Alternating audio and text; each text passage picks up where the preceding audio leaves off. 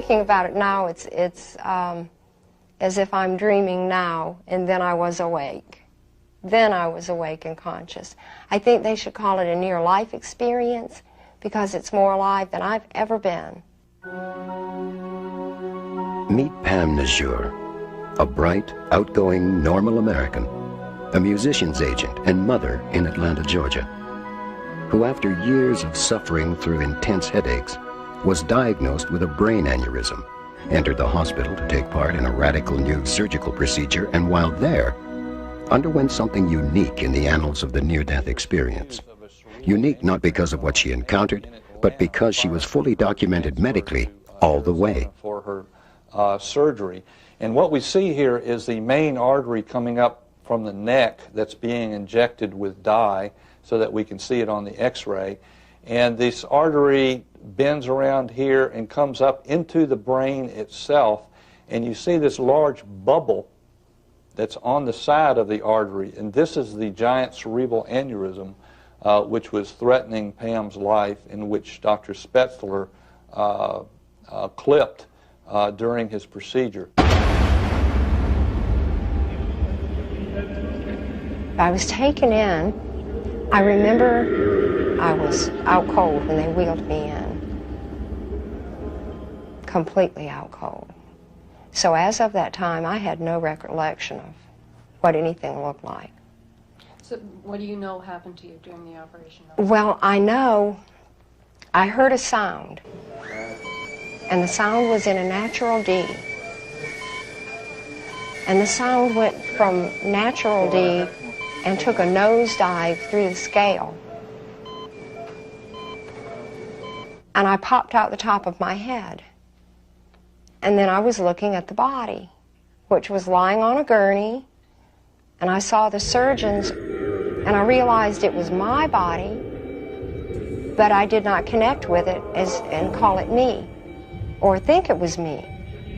And now that seems very unusual, but while it was happening, it was totally natural to look at it that way.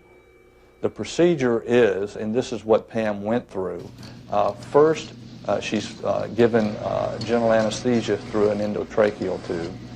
Secondly, her femoral vessels are cannulated, whereas where the tubes are put in there, and she's put on a cardiopulmonary bypass.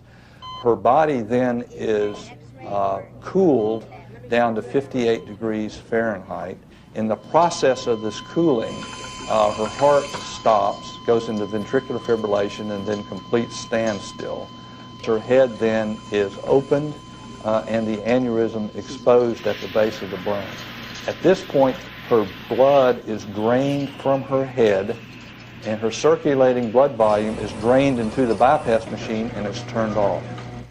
And so her brain is then without blood.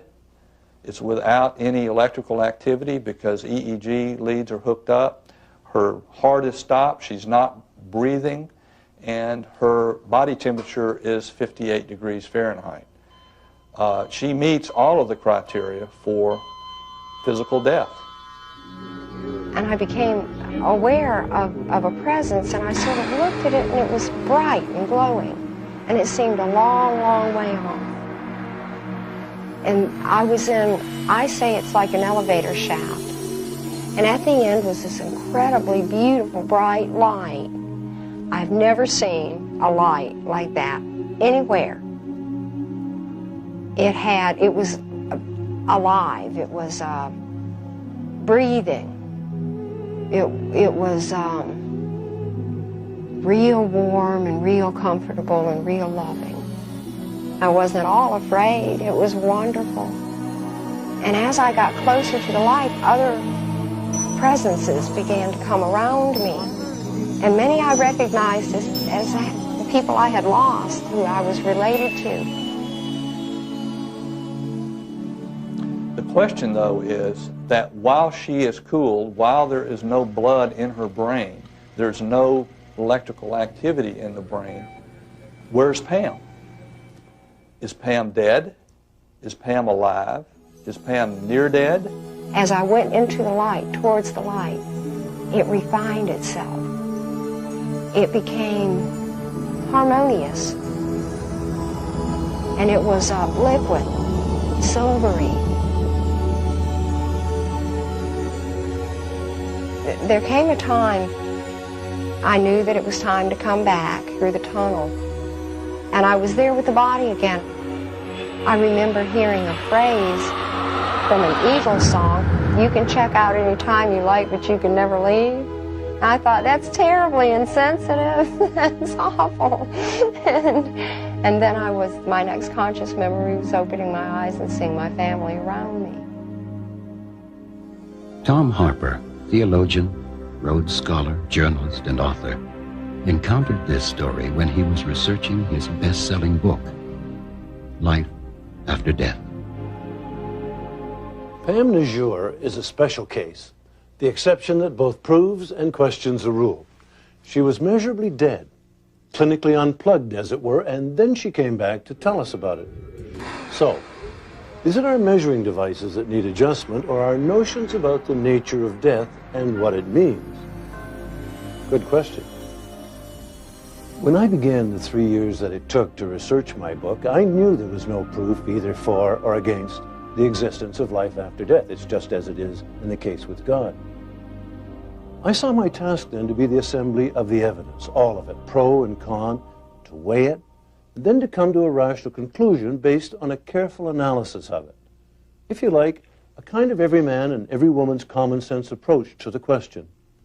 The one thing I can safely say that we've learned, the foundation stone, the central phenomenon of life after death studies today, is certainly the near-death experience.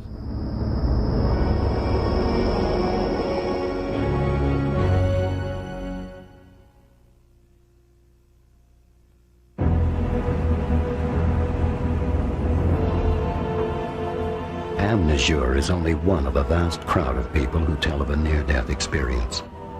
42% of Americans report some kind of contact with the dead.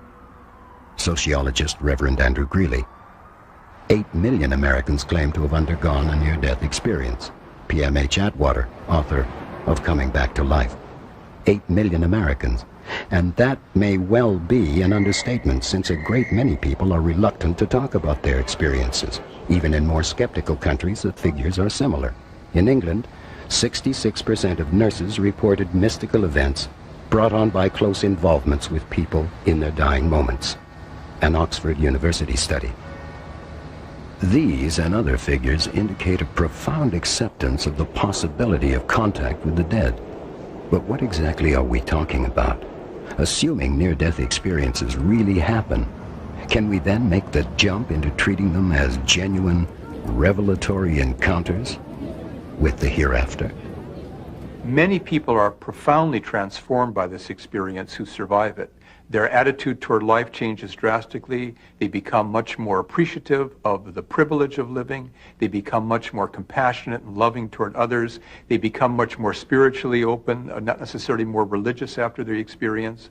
And one thing that's almost universal among these people is they lose their fear of death and lose it forever as a result of knowing that, from their understanding, there is no death.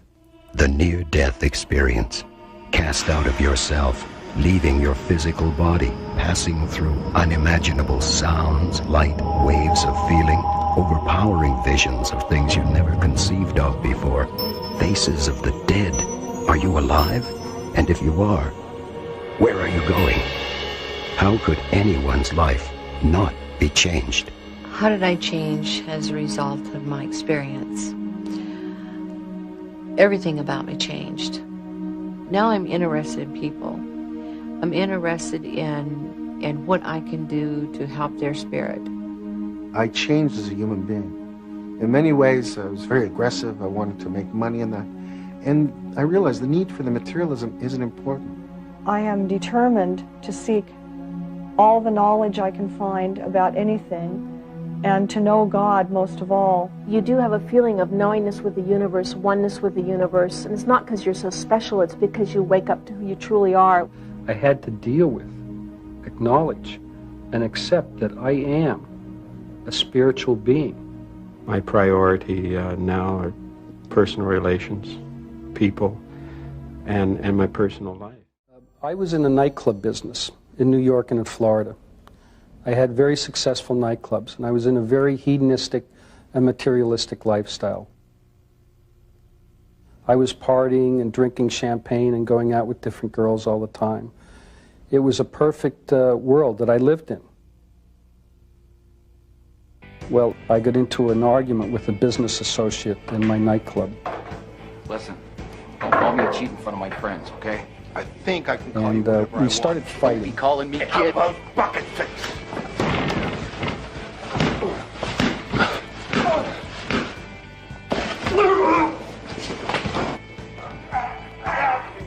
And it became quite serious. And I began to strangle him. And I was pulled away by a security guard. And all of a sudden, I heard my heart stop and my breathing stop at the same instant, the same moment. And I knew I was dying. Ned. I thought to myself, this is it. Somebody call an ambulance. This is how it all ends. Hurry up. I was dead. I heard somebody shouting, "We have no vital signs. We're losing him."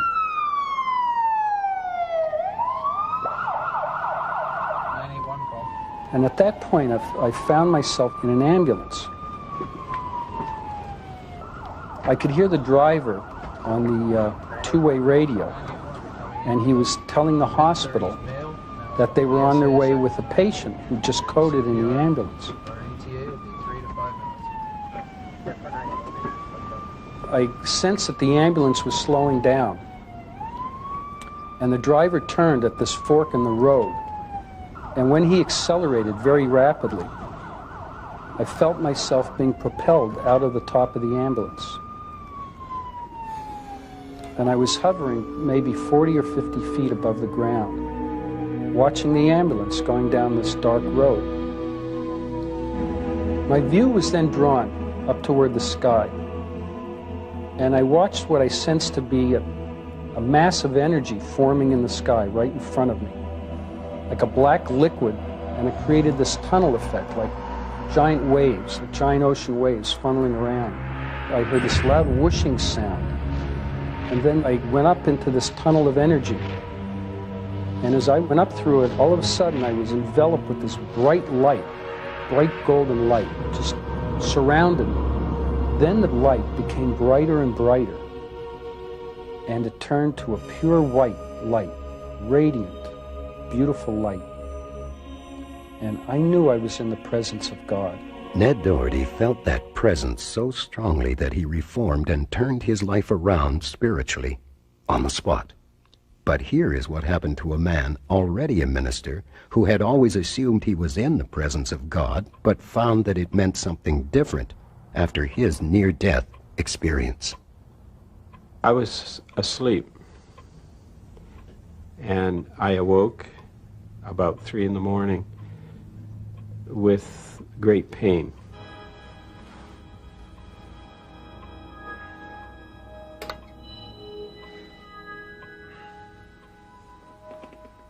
And then suddenly I was being transported somewhere else. I remember looking back just fleetingly, and I saw my wife asleep in bed and my body there. I was drawn into this bright light, this ever-expanding, swirling tunnel of light. And it was very much a feeling of returning to somewhere where I had been before. It was like a coming home. I don't know. It was not frightening. It was very peaceful and exciting. That's what I remember. I remember the feelings of peace, gentleness, at oneness. And then suddenly, abruptly, I was back in that bed and back in that body. And I remember thinking, oh God, not this again. I was back in this physical body with its limitations. I was also back with my wife and my children and my pet dog and my home and all the persons and things that I enjoy in this life. but I had had a glimpse of something else, and all of that faded into insignificance. And I don't mean to depreciate my family when I say that, but it did. It was no longer significant. None of that. Ken Martin had a glimpse of something else. Whatever he felt was so immense, so overpowering that it made everything else, his wife, his kids, his calling, appear insignificant. One striking aspect of the near-death experience is the amazing variety of people who have had them. There are people of all religions and people who don't have any faith at all. Men, women, and children, good people, bad people, rich and poor, weak and strong. In the cases of Ned Doherty and Ken Martin, two quite different men, two quite similar experiences, and finally, two very different conclusions or lessons from them. It's obvious that the near-death experience, however powerful, affects everyone differently. But what does that mean? Does it indicate that the contents of the experience merely reflect the private imagination and are not universal? To put it another way, are they simply based in and confined to each individual's brain? I've no doubt at all that near-death experiences are profound life-changing events. They feel absolutely real to the people who have them. But underneath that, I think that it's all created by things going on in the brain. And if I want to understand what's happening in a near-death experience, I personally will try to say what's happening in here, not look for some idea of a soul leaving and going somewhere else. So I think it's a real and important experience, but still it's a brain-based experience. I strongly suspect that the experience of the near-death phenomenon and the conviction that there is an afterlife is tied to the intrinsic wiring of the human brain and a process that emerged evolutionary-wise as the sense of self occurred.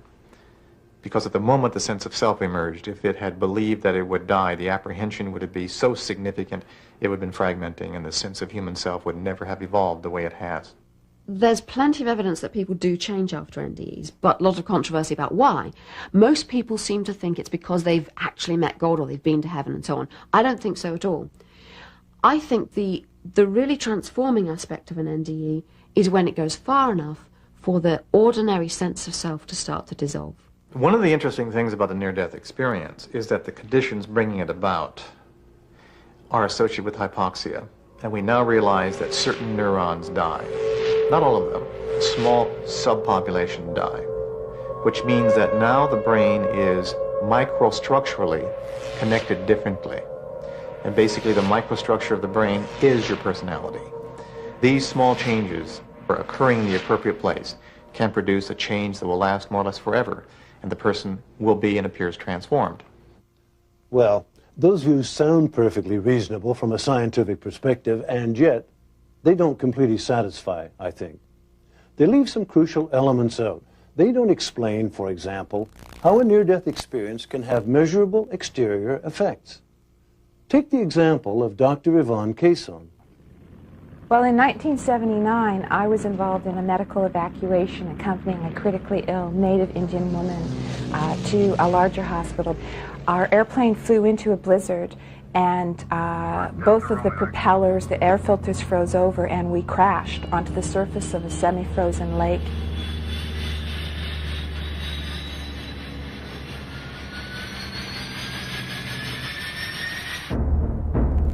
The patient died, and so did Dr. Cason. But a bright, pure, blissful light enveloped her, took her out of her body, and soothed her.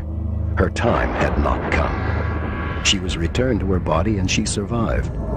The experience changed her in a lot of ways, but one way in particular.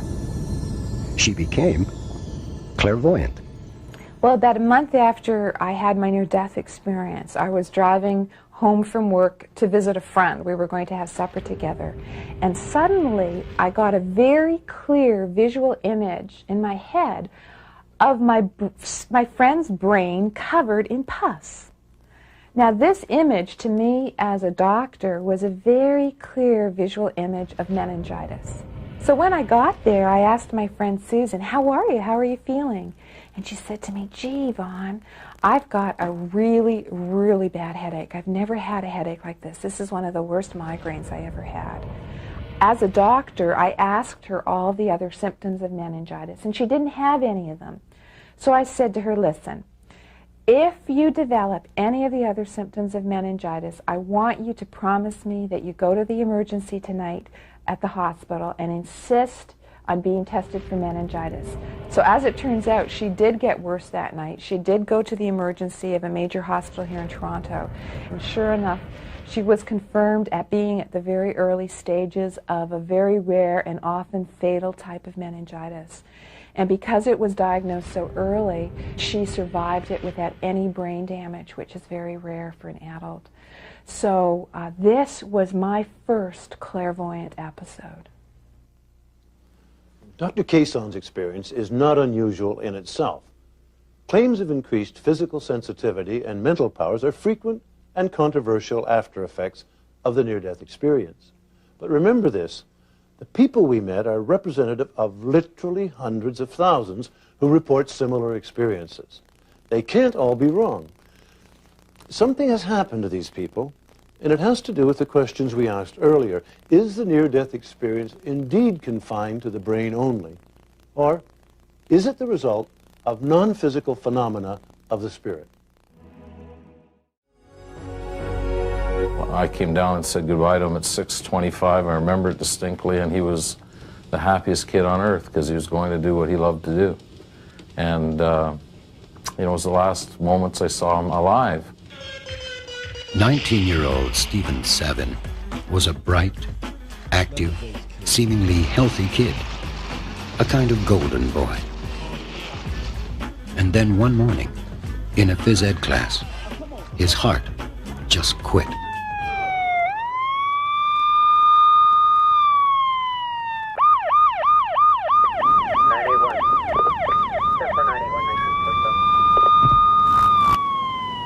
He was pronounced dead in a hospital before either his frantic parents could get there.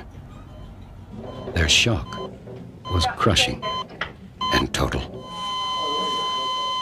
I had never felt so much hurt in all my life, and it's a hurt that you just can't take away. It was almost as if this great big hole was suddenly inside of you. And no matter what, it just wouldn't go away.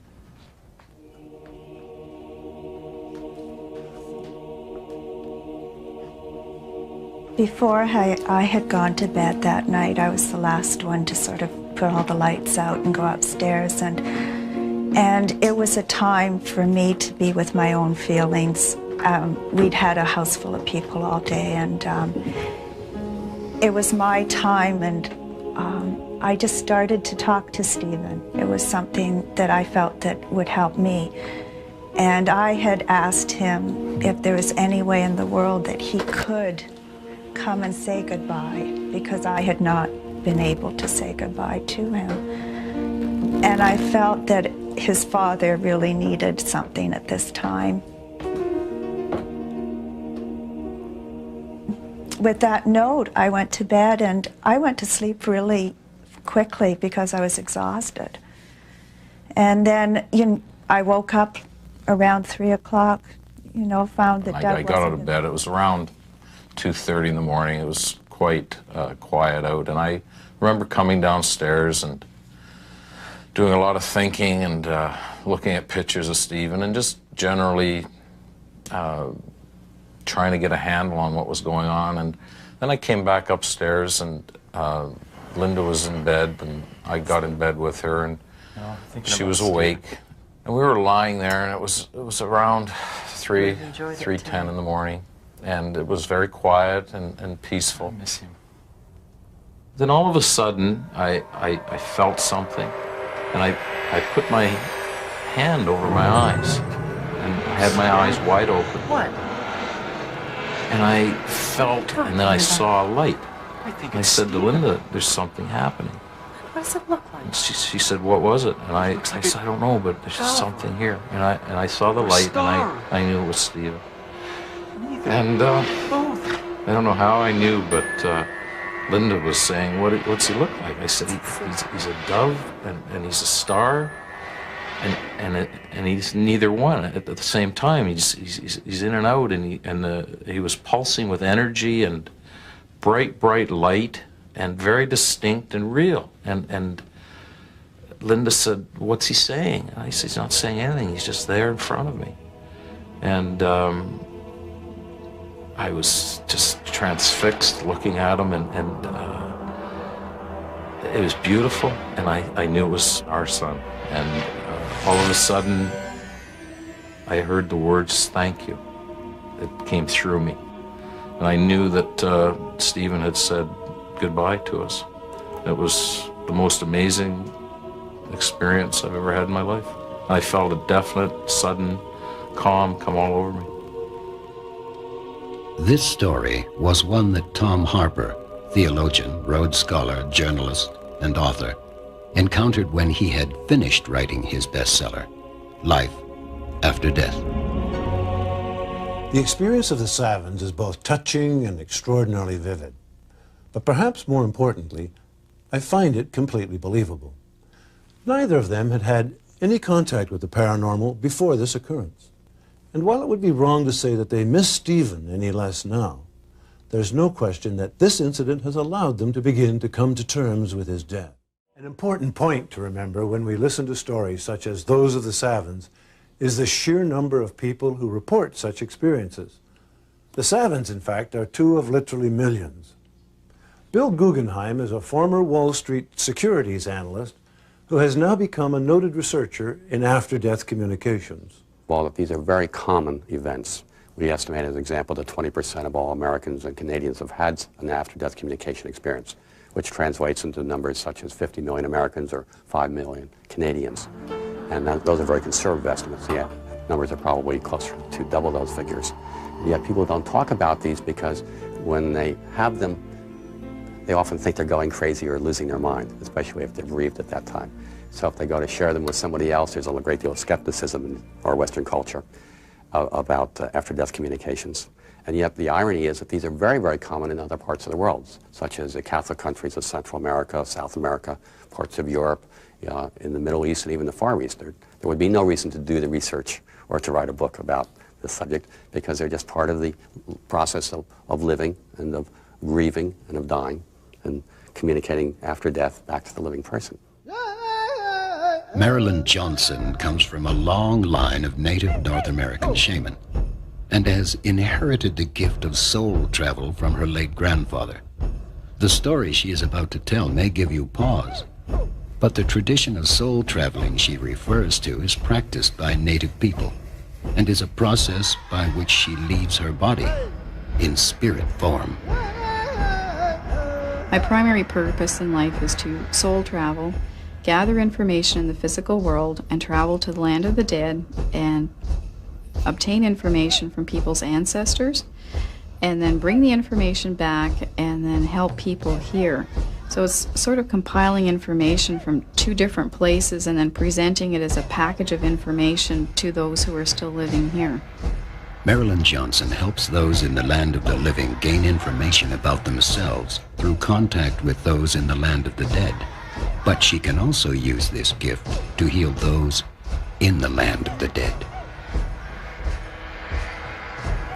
It's about in 1981, there was myself and a few other medicine people here in Toronto received a phone call from a woman in New Mexico.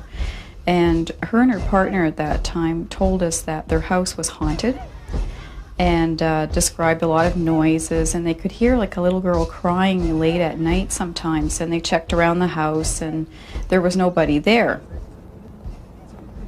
So one evening they were out for a walk and it was at sunset and they were just coming home and they saw a little girl in a long dress in the front window of their house.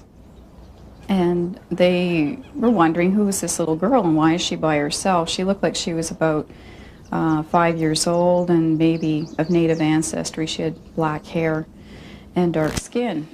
Little girl! Hey! And she turned around when they called her and she just looked at them and smiled, and then she walked along the front of the house. And she went about maybe 10 feet and then disappeared right into the house through the wall. So at that point they knew that she wasn't living in this existence, that she was a spirit of some sort. So they were really excited by this and also very afraid because they just didn't know what to do about it. And they walked closer to the house and looked at the window, and they could see the handprints, a child's handprints on the window. So I went soul traveling over 4 nights, like I usually do, and spoke to the spirit of this little girl.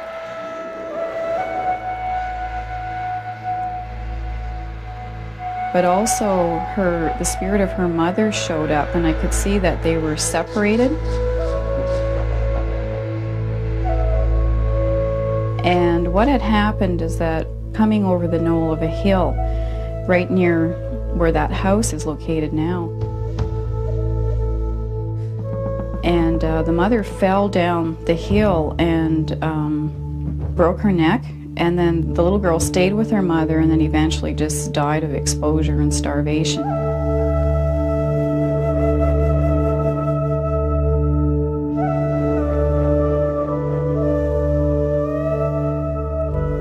And because they had died at separate times, it's like they were spiritually separated. Coming back to the house, looking for her mother, because it had all occurred in that location. So I relayed this message back to them. And in the meantime, they'd also sent me a photograph of these handprints. So what we advised them to do, and we did as well here, is we had a feast for the two of them so that their spirits could be joined together in the same location in the spirit world, and we wanted them to be together. And once this was done, then the house wasn't haunted anymore.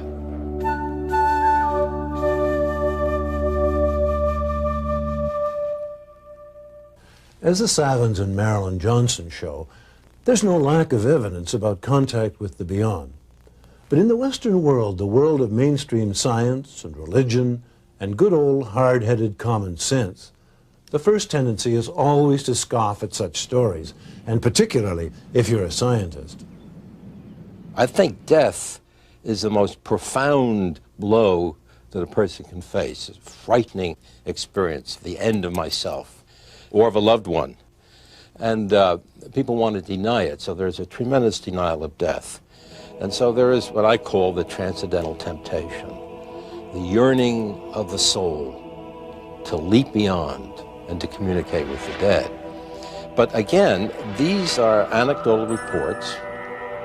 They're psychological or subjective accounts. And the question is, people may have thought they saw this, but were they really, are these experiences veridical? Are they true? Or are they merely describing their own internal psychological needs? I think the latter is probably the better explanation. Not all scientists take as hard a line. Dr. Richard Olson at the University of North Carolina led a team of researchers who conducted a study with widows and widowers after the death of their spouses. And well over half, about 60-some%, said that they'd experienced the spouse in some way. Some had a sense of presence, some actually spoke with their spouse, some saw them, some felt a physical presence. None had discussed it with their physician. Very few had mentioned it to their family.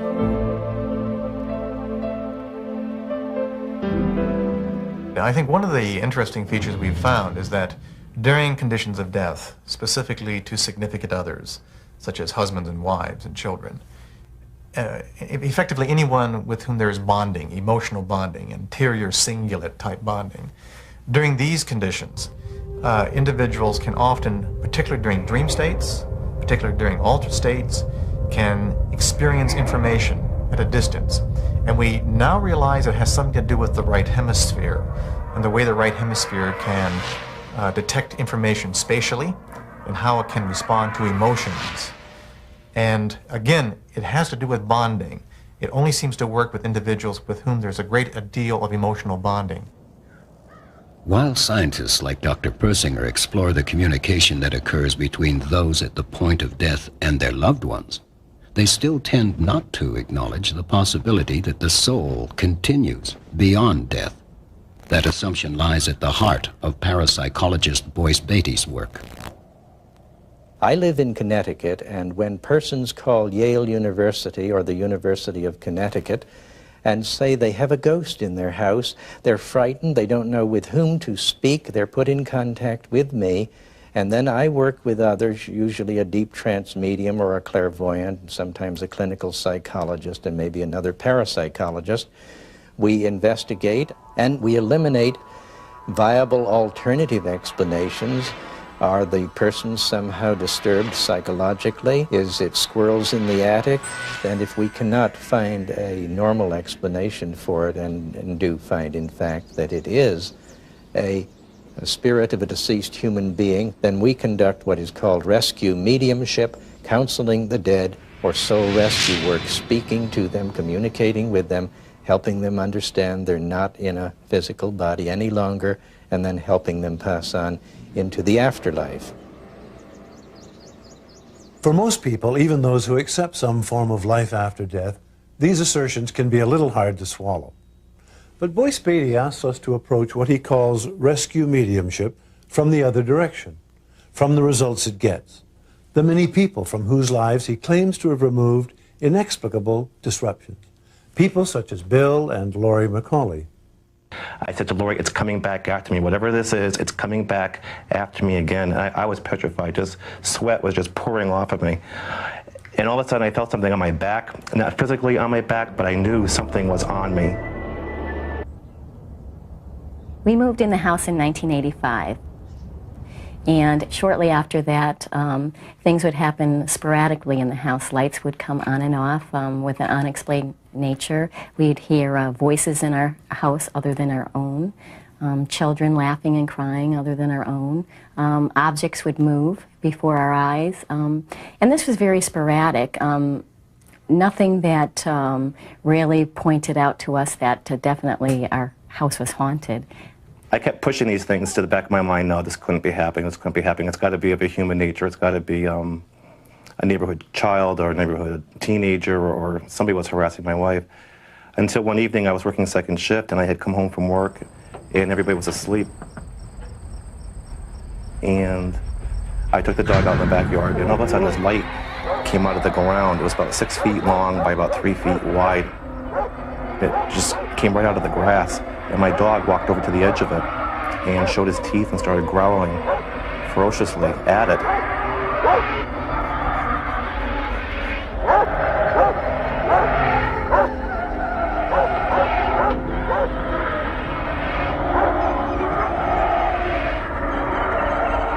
So I grabbed the dog and we went back in the house.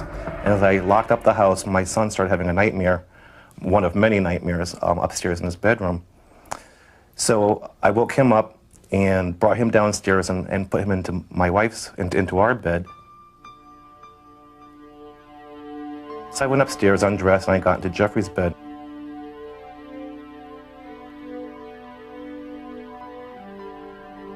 And then as I lay down, I felt a presence for the very first time over the dresser, looking down at me.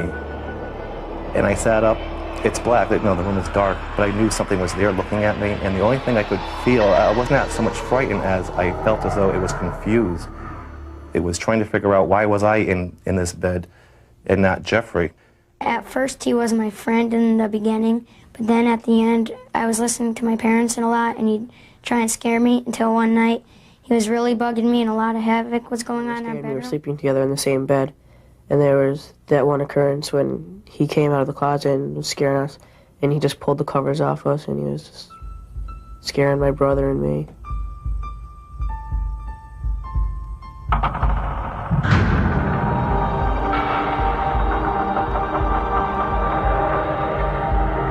And that's when I concluded for the very first time that there was a haunting or a ghost or some type of entity in our home affecting my family.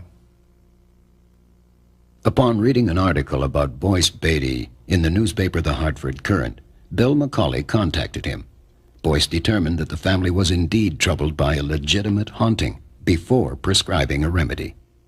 What finally worked in our case was the mild exorcism in the home, and Boyce Beatty did a prayer for the dead, which helped pass over the earthbound spirits that were left in our home.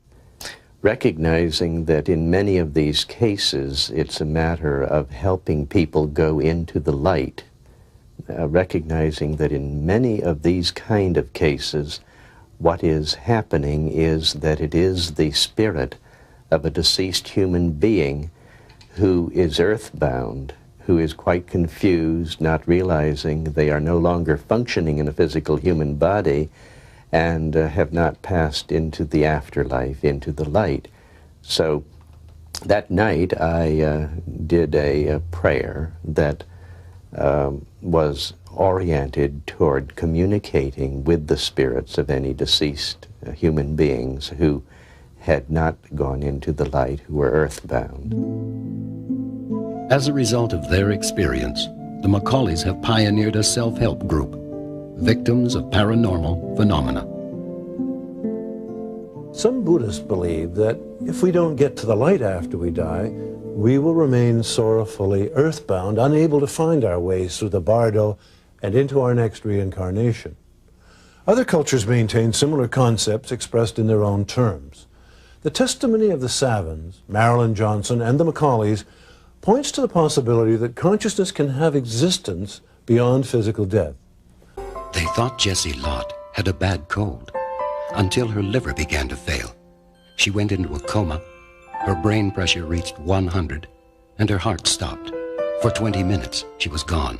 And then, she came back. An ordinary emergency, really. Except for one thing.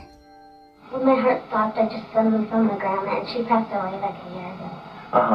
What did she look like? Well, she had like a white robe on, and she looked exactly how she did before she died. I've interviewed dozens and dozens and dozens of children who have had these experiences. Pediatrician Dr. Melvin Morse of the Seattle Children's Hospital has conducted by far the most in-depth research into children's near-death experiences. His documentation includes extensive on-camera interviews with children, such as Jessie Lott. And what did you think about that, your grandma being there? I was just so shocked. I didn't, I don't know. Just like she was right there, and I was right here, and I can't move. She was just sitting there. It's like she's frozen. I don't know. I was sort of scared, but sort of happy to see her. That's all I remember. I was just sitting in a chair. She was sitting frozen, and she was fine.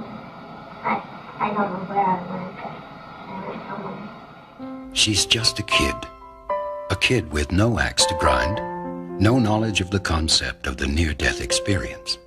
In her case, hardly any religion in her upbringing at all. Just a kid who remembers what she experienced. Hers is just one of the stories Tom Harper, Rhodes Scholar, theologian, and journalist, encountered when he was researching his bestseller, Life After Death. Just a kid. But to children, and particularly those who have had no special indoctrination in religious ideas, have something unique to tell us about what happens after death. Are their experiences different? Or do they have the same experiences as adults, but see them differently? Are they better reporters because of their lack of sophistication? In this program, we will look at many examples of children's testimony. Children have simple and pure experiences.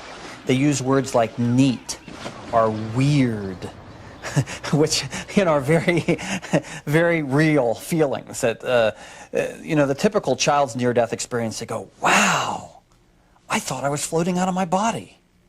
And I knew I was dead, but I was still alive.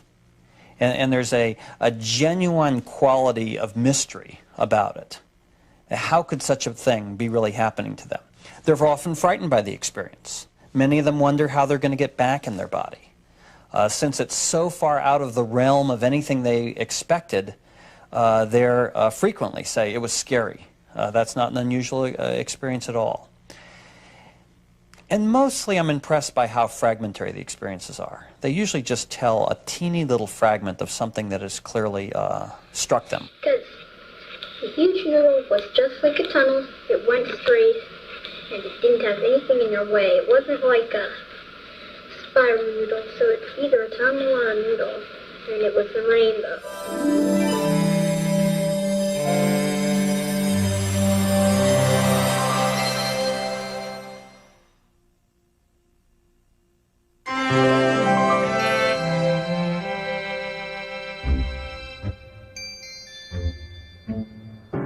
A horrendous crash on a snowy mountain bridge plunged 3-year-old Chris Eggleston into a freezing lake. Was that scary? Yeah, and our mom yelled to take our seatbelts off.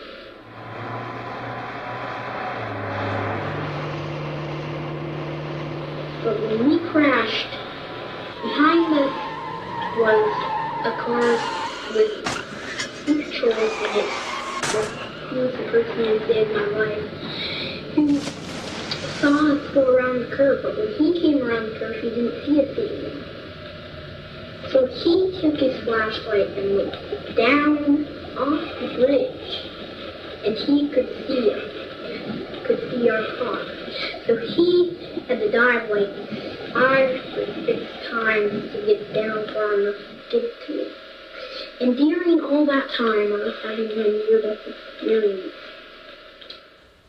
Chris Eggleston had, again, a typical child's near-death experience, in the sense that it's brief, fragmentary, difficult to comprehend, both for us and for him.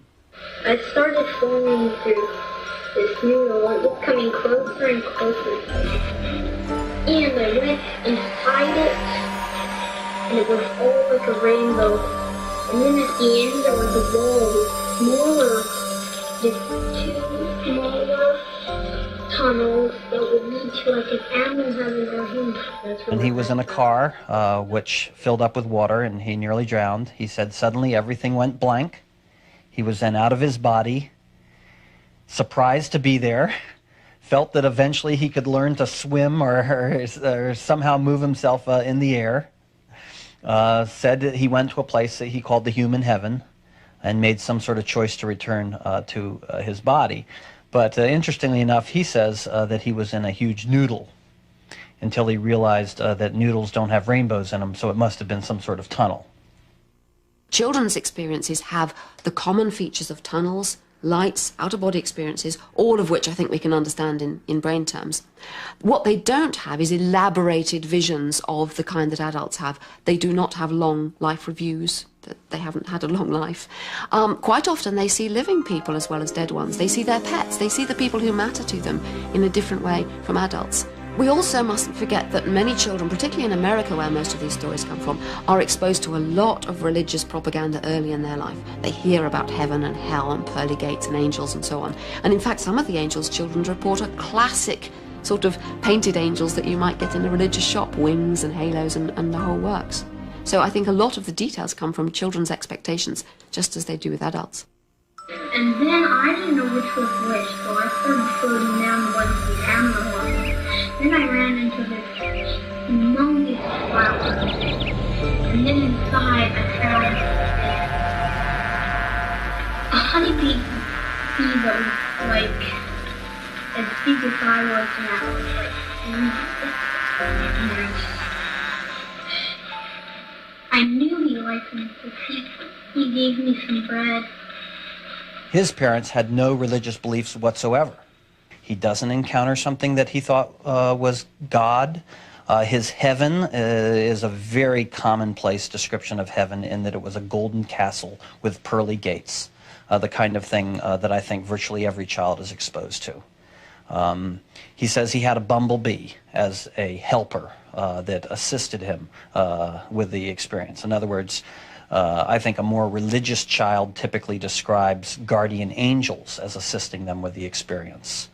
In his case, it was a bumblebee, a very non-religious image in keeping with his very non-religious background. The one message I've learned from children's near-death experiences is that we die the life we live. So, it seems we die the life we live. The same images that are comforting to you in life are comforting in death. How did that make you feel? I was sort of scared, but sort of happy to see her. You were happy to see her. And then what happened? One of the most interesting things about watching the interview with Jessie Lott is the fragmentary nature of her experience. She's obviously struggling with something very profound that's happened to her, and yet she herself doesn't understand it. She has a long memory gap to the very moment her heart stopped beating. And that's when she had the image that her grandmother was sitting there at the bedside. I was just so shocked to see her. She has the sensation she went somewhere else, and then she was back. And then following this tiny little memory, which is localized to the point of her near death, she then has another long memory gap. She doesn't tell us a coherent story. She doesn't fill in every memory gap. She doesn't have a logical or rational explanation for the puzzling things that happened to her. Instead, she simply tells us what she saw and how profoundly affected she was by it.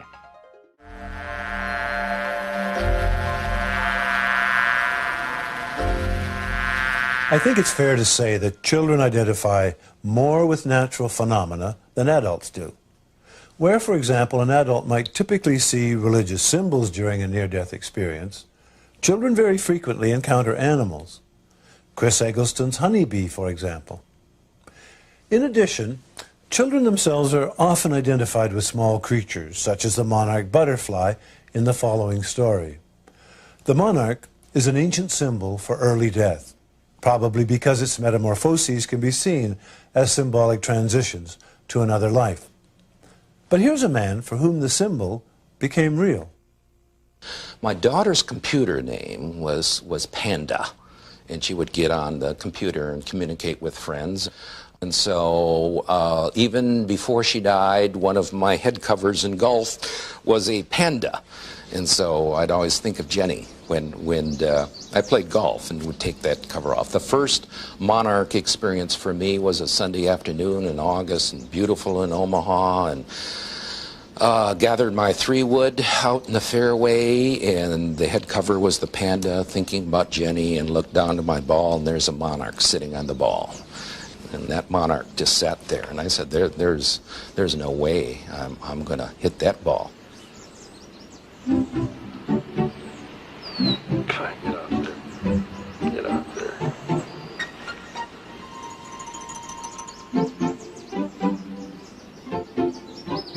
So after several minutes, finally the monarch very gently and kind of spiraled up and went away, and I felt very warm about it, told my wife, and within a couple of weeks some more began to happen. I was talking to a new next-door neighbor, and he asked me, how many children do you have? And I'm always reluctant, do I say 3, including Jenny, or 2, just the living? And I said 3.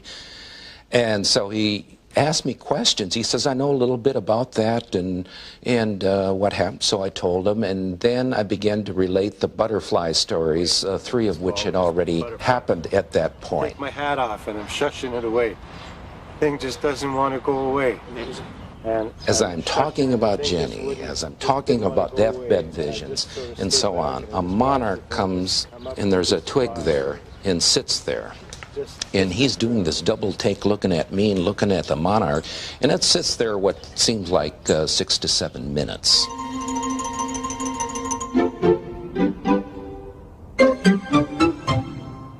And so for me, I don't know what they prove or whatever, other than I take them for what they are, and that somehow my daughter is still in my life. Somehow, his daughter is still in his life.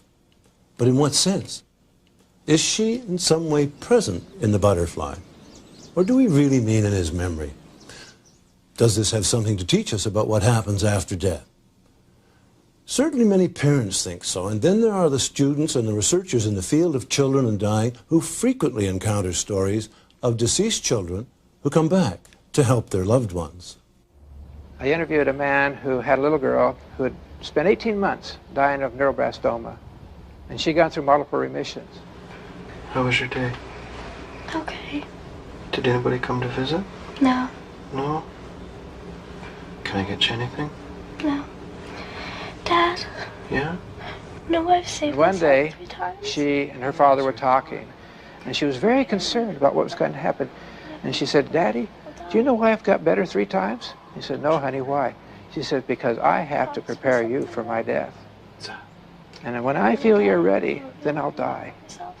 And the day she died, she put her arms around her daddy's neck and said, Daddy, you got to promise you won't do anything to hurt yourself. And he promised. But yet the pain and the anguish so great. 3 days later, he was seriously thinking of killing himself. But he heard her distinctly say, Daddy, remember, you promised. And he said, even though the pain was bad after that, I never seriously contemplated committing suicide again. A hallucination? Maybe.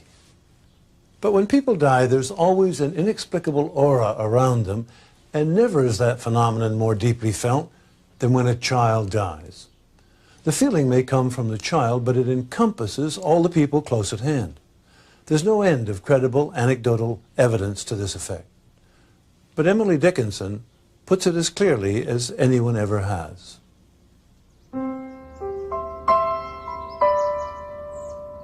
The last night that she lived, it was a common night, except the dying. This to us made nature different. We noticed smallest things, things overlooked before, by this great light upon our minds, italicized, as 'twere.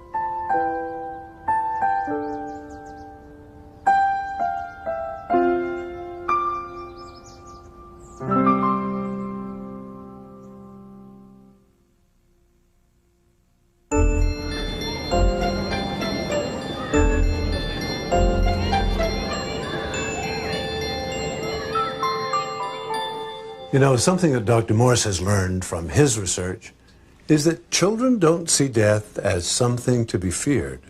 I'm curious, one child said to me, I'm not afraid to die anymore. What's the message that people who've had these experiences, that they tell us again and again? I'm no longer afraid to die. Sometimes children carry their indifference to death to extremes, appearing notoriously casual, not to say callous about the whole idea.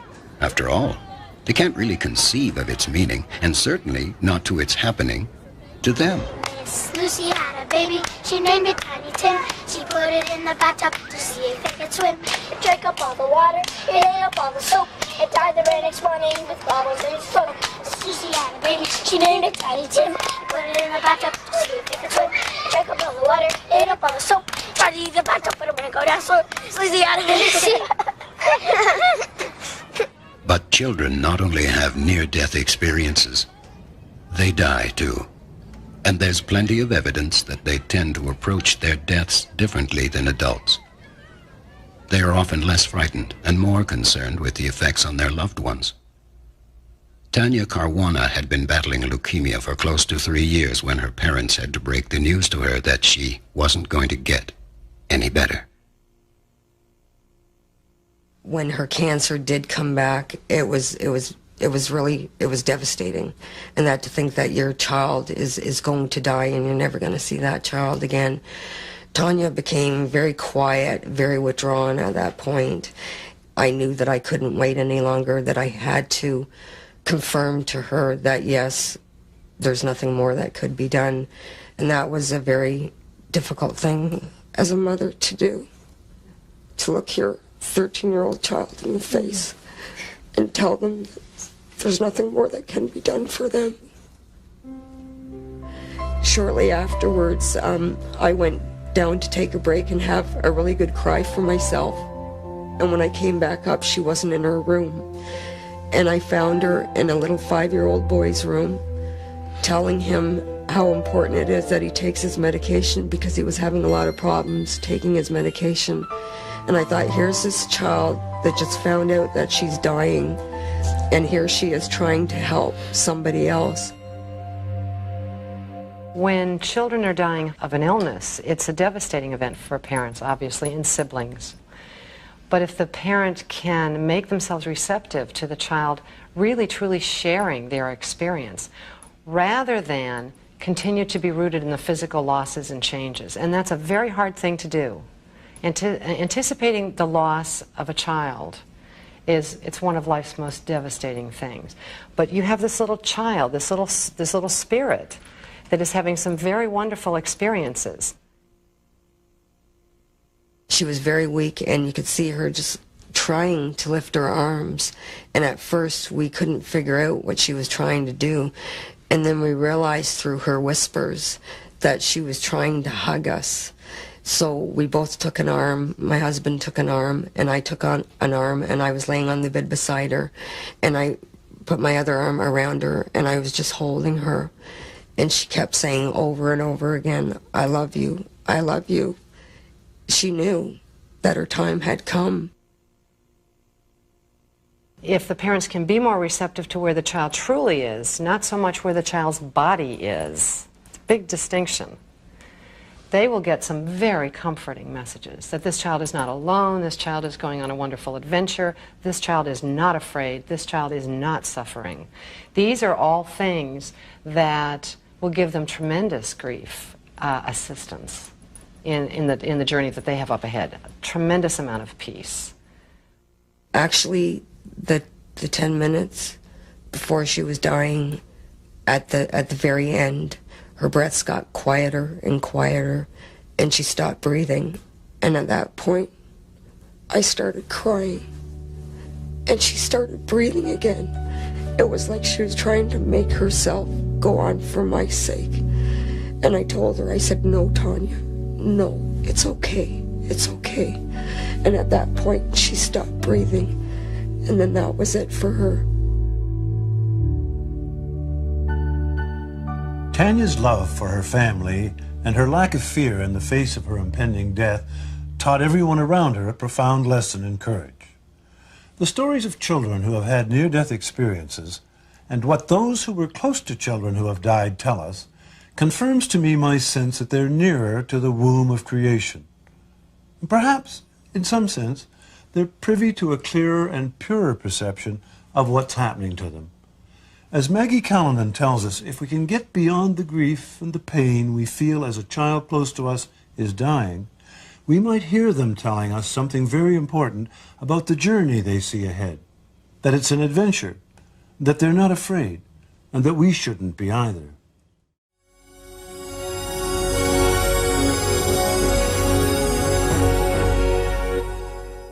This was dreamt by a dying woman in her hospital room. A lit candle suddenly appears on her windowsill.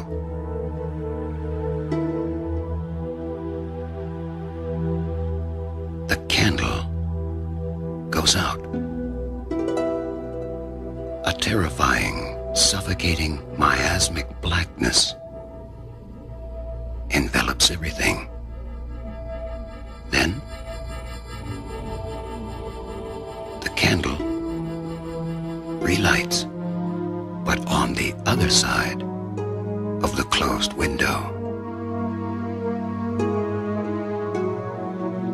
The woman died shortly after relating the dream we've just seen to a nurse. Tom Harper, theologian, Rhodes Scholar, journalist, and author, encountered this story when he was researching his best-selling book, Life After Death. Well, what are we to make of it? What did the dream mean? It must have been significant because, after all, this was the last dream she ever had. The final manifestation of her unconscious mind in this world. According to the celebrated psychiatrist and dream analyst Dr. Marie-Louise von Franz, and based upon her analysis of over 10,000 dreams of the dying, the meaning being communicated is that the light of the individual, one of those common metaphors for life that we've seen so often, goes out at death but is miraculously renewed on the other side. In other words, the spirit seems to live on. This dream, then, illustrates perfectly a profound insight of the great psychoanalyst and the mentor of Dr. von Franz, Carl Jung. The unconscious psyche believes in a life after death. According to Jung, dream symbols which exist in the very depths of the soul behave as if the psychic life of the individual will continue. In Dr. von Franz's words, these symbols depict the end of bodily life and the explicit continuation of psychic life after death. In other words, our last dreams prepare us for death, and possibly a life beyond death. You know, it's not only adults who have experienced preparation dreams. Children have reported them too. Here's a particularly telling example. And what's especially interesting and moving is the clarity with which a little boy sees an impending life on the other side. Corey Beller had cancer. Kimberly Clark Sharp spoke to him and to his mother Shirley about his dreams, in which he traveled to a heavenly place called Summerland. Corey even painted a picture of Summerland. He would cross a rainbow bridge in each dream and go to a place that was so pleasant and wonderful that he called it Summerland. And there was a crystal castle there, and increasingly there were other children there that he knew from his cancer treatment.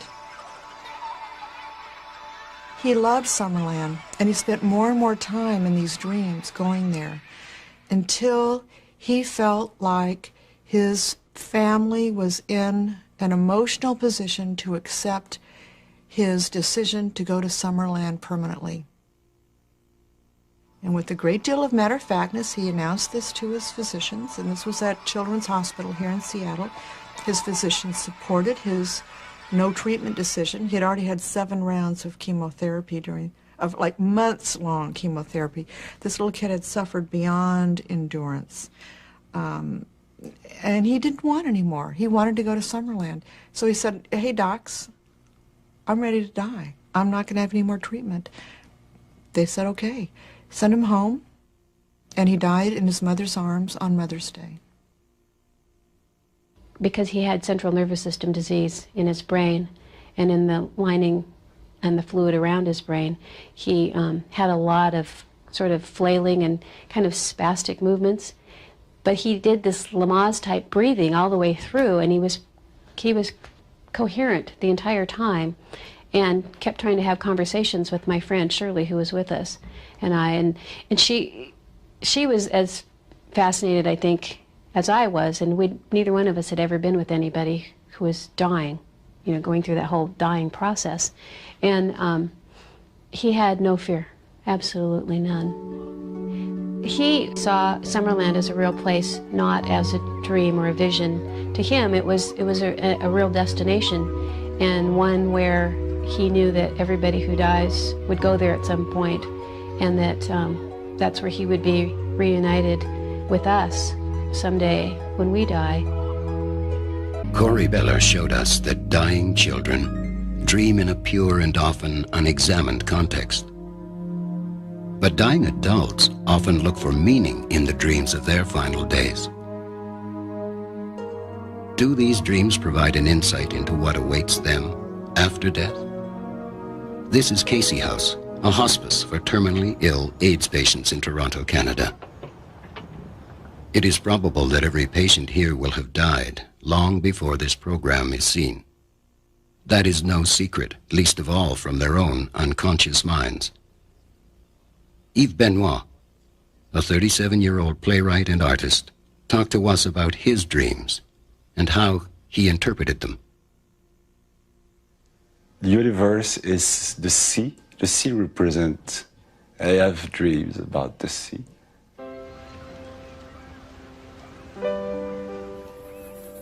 Or in Manitoba with the endless fields.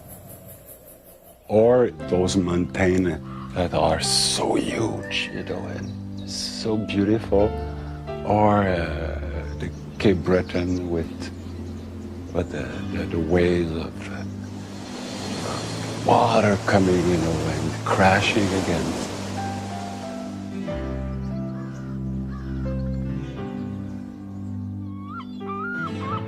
Dying is to be part again of the universe without having to compromise or without having to work for it, There is this sense that they have the power to make your life change like that, But when you die, it's like the elements become your friends, or they have seduced you. Anyway, I don't know if they are your friends or your enemies, but one thing for sure, you're going back to that.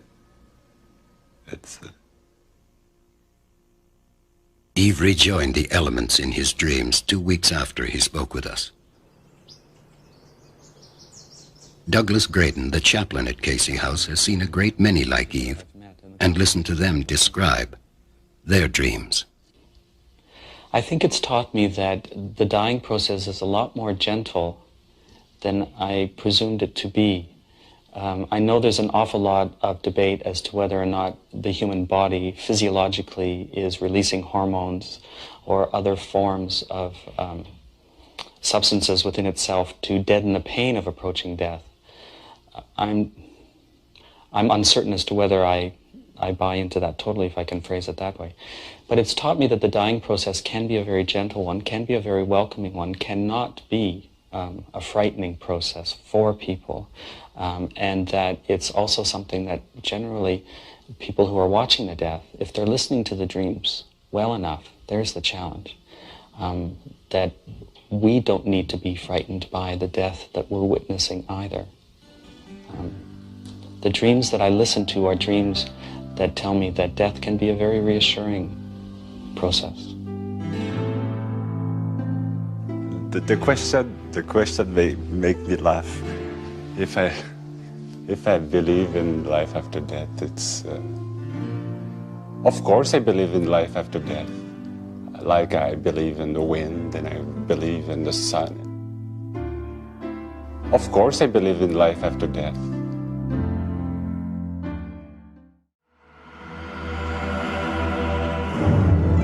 Bruce Bynum, an American researcher, has spent much of his professional life studying the many aspects of dream life, including what happens as death approaches.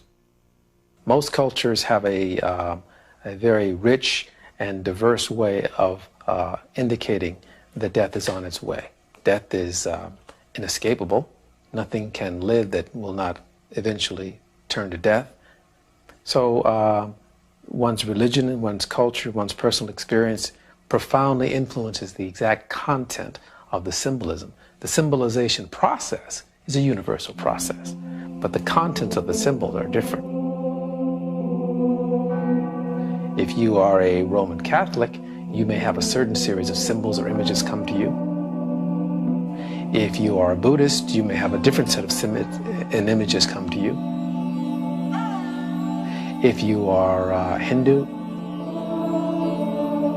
if you are Islamic or whatever. But the symbolization process and the psyche's attempt to come to terms with it, that's a pretty universal phenomenon.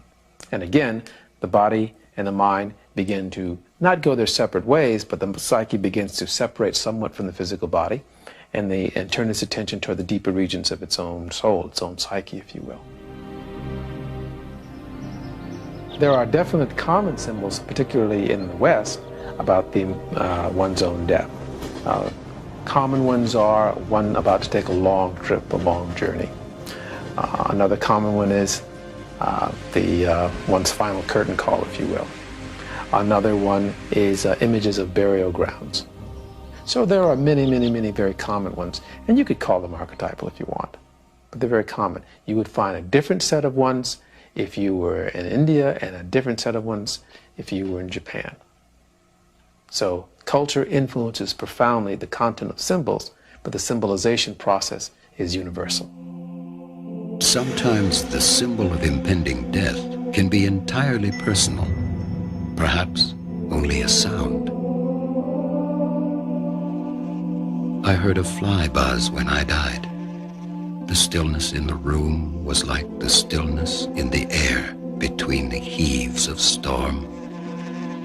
With blue, uncertain, stumbling buzz between the light and me. And then the windows failed, and then I could not see to see. But whether the symbols are traditional or personal, the basic question arises, is this real information in symbolic form? Are we truly being informed about what to expect? Maggie Callanan is a palliative care nurse and co-founder of Shades of the Rainbow, a workshop whose aim it is to reframe our approach to dying. We really use dreams in two pretty distinct ways in hospice. First of all, I think it's an important type of communication if our patients are dreaming, to ask them to talk about the dream. If dreams recur, if there's a pattern to their recurrence, the same dream over and over again. Some dreams may have a theme that builds. I remember one woman who lived very much alone, and her cat was her real important person, or the thing that she loved most in life. And the cat, she had had the cat put to sleep just some weeks prior to her own death. And in her dream, she could see the cat down the tunnel. And she would squint and look, and she wasn't sure about the shape. And the dreams were sequential, and as time went by, then she was sure it was the cat, and it was coming closer and closer and closer. And I remember saying to the nurses, she will probably die when that cat comes.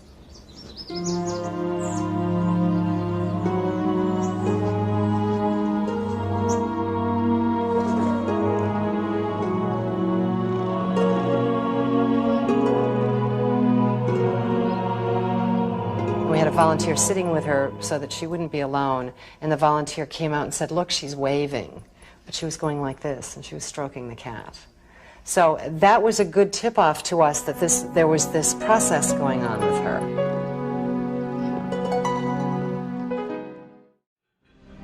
A cat, a fly, a stopped clock, another person. Anything and anyone appearing in a dream can be the bearer of the ultimate tidings. The experience I've had with people actually who have dreamt about their impending deaths predates my involvement with near-death experiences. First time that I can remember anyway encountering this phenomena was an old gent who was on the medical intensive care unit at Harborview, who had a dream that he was going to die at around 2 p.m. that Sunday afternoon. This was on a Friday. Jim. Yeah. Hi, how are you? And in his dream, his brother, who was deceased, had come to tell him this. 2 o'clock on Sunday, you're going to be with me. 2 o'clock on Sunday, you're going to be with me. 2 o'clock on Sunday, you're going to be with me. 2 o'clock on Sunday, you're going to be with me. So he asked if I would please come to say goodbye to him Sunday morning. Well, you know, so sure, I was going to come in only to assure him that he wasn't going to die. He, in fact, spent that interim time getting better, getting better, getting better.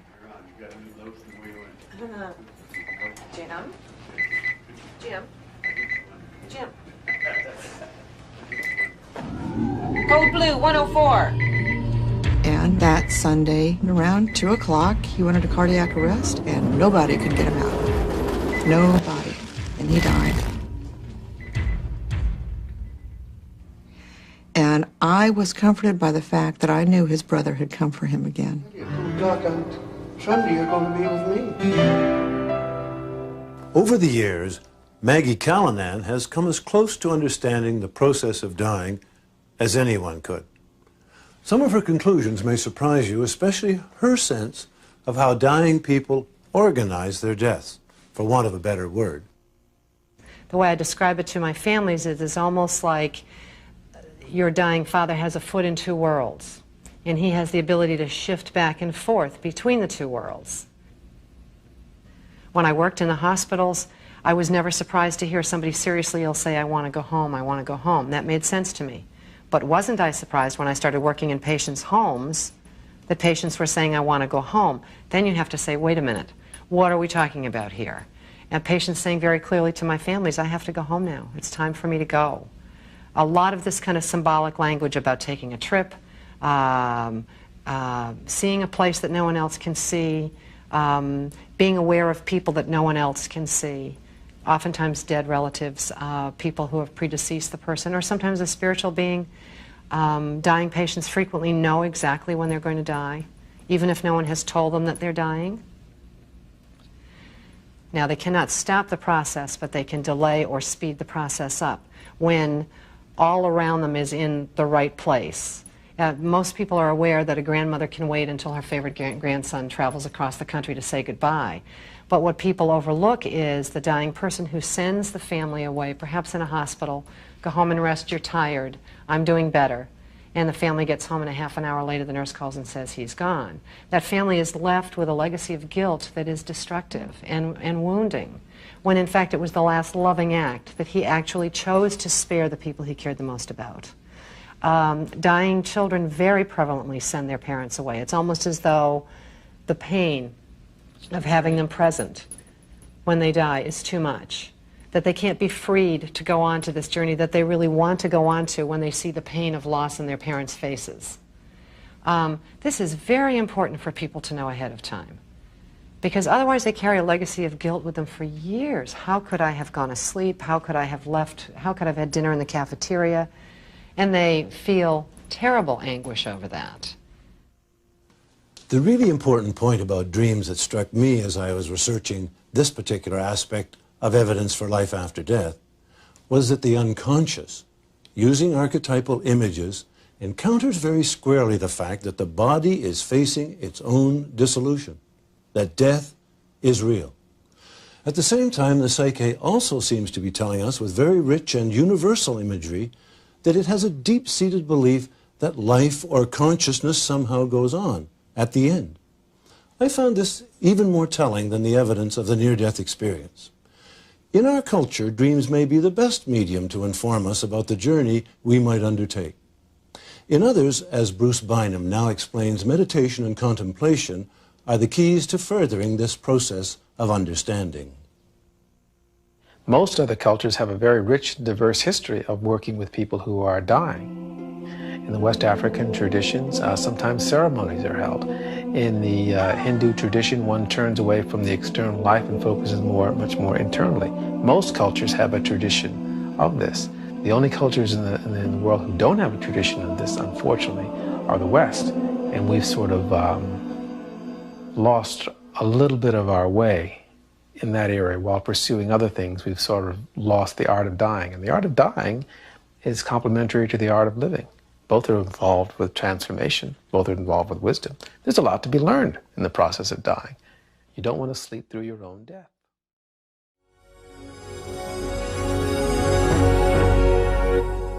It's hard to get people to believe that it wasn't a suicide attempt. Pat Young was in despair that she would ever be able to resolve the difficulties in her marriage.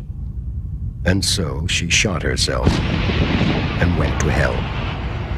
I knew it had to be something that would be drastic enough to put me in the hospital, but not drastic enough to kill me.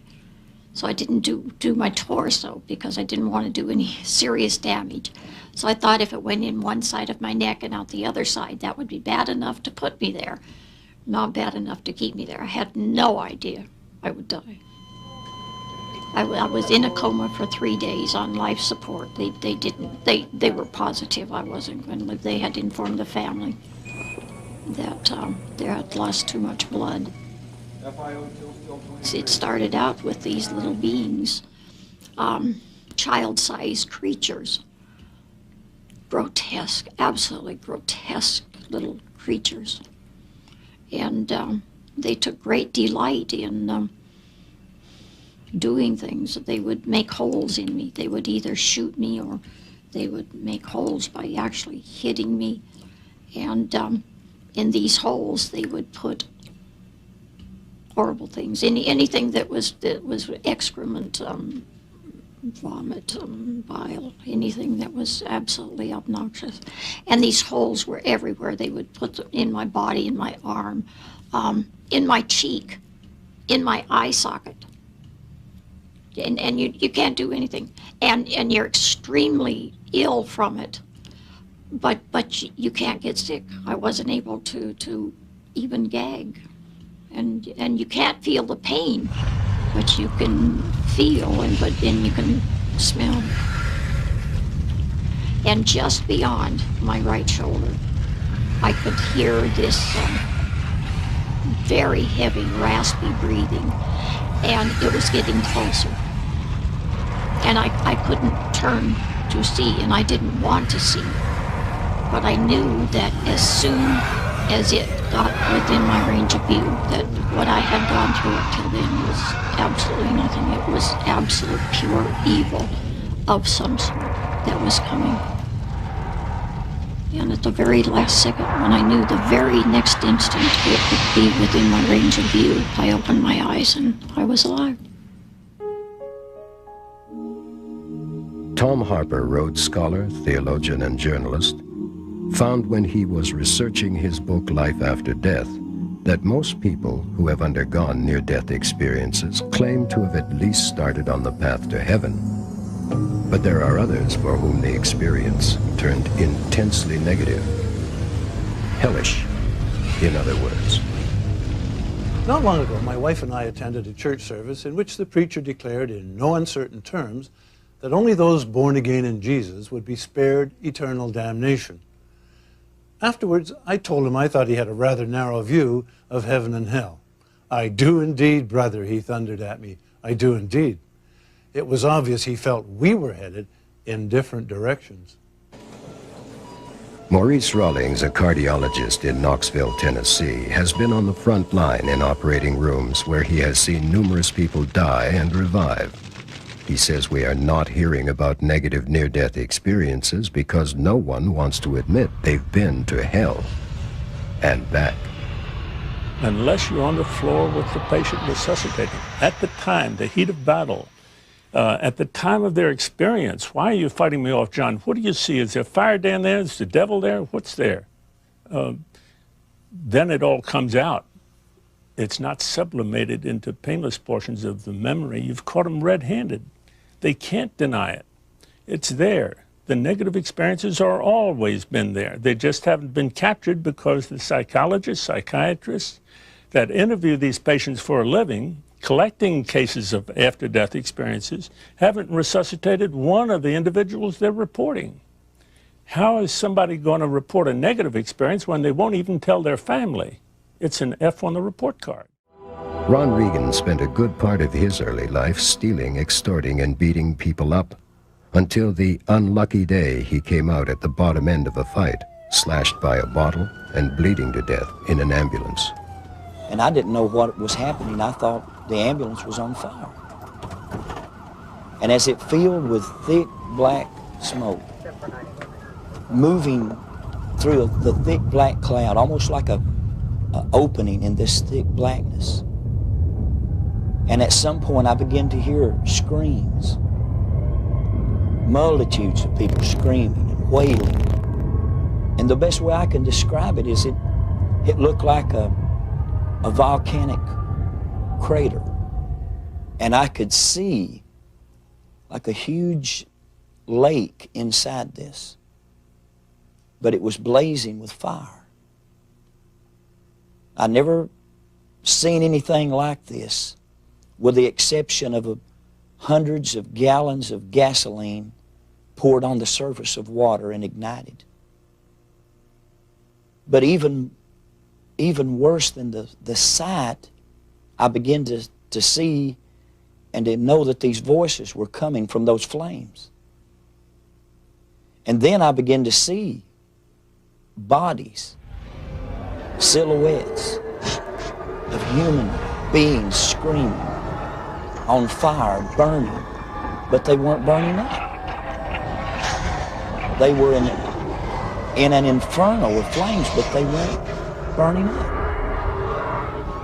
And they were screaming, and the smell, if you've ever smelled burning flesh, it was unbearable.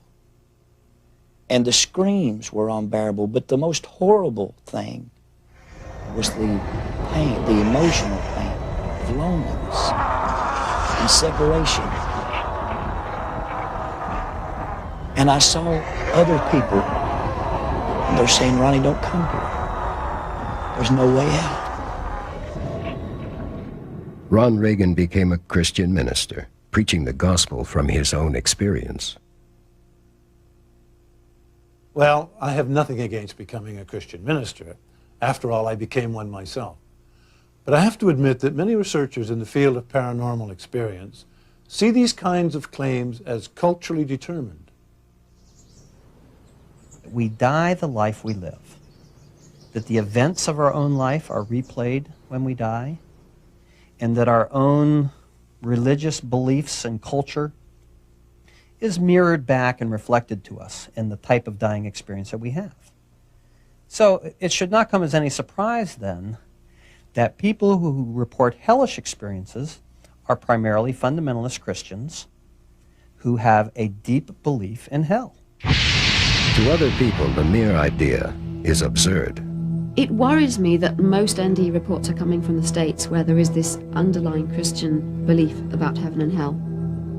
People like author Susan Blackmore, once a parapsychologist herself, but now a debunker of myths about the afterlife. I think there may be people who have had unpleasant NDEs, frightening NDEs, who don't dare talk about it because they feel, oh, that must mean I'm a bad person. And so they're really, really frightened and live with a kind of guilt that there must be something they've done wrong. If the truth is that it's just the luck of the draw, what the situation they were in and the chemicals in their brain at the time that produced this hellish NDE, they are suffering guilt for nothing, a remorse for nothing, bad feelings for nothing. And therefore, I think the sooner we can understand these things properly, the sooner we can help people like that see that it's not their fault that they had a hellish NDE. Psychiatrist Dr. Stanislav Grof, who has spent a lifetime studying altered states, speculates that hell may in fact exist in another dimension of time and space. So I see this as a real contact with the archetypal domain that is kind of independent existence, but somehow touches upon that.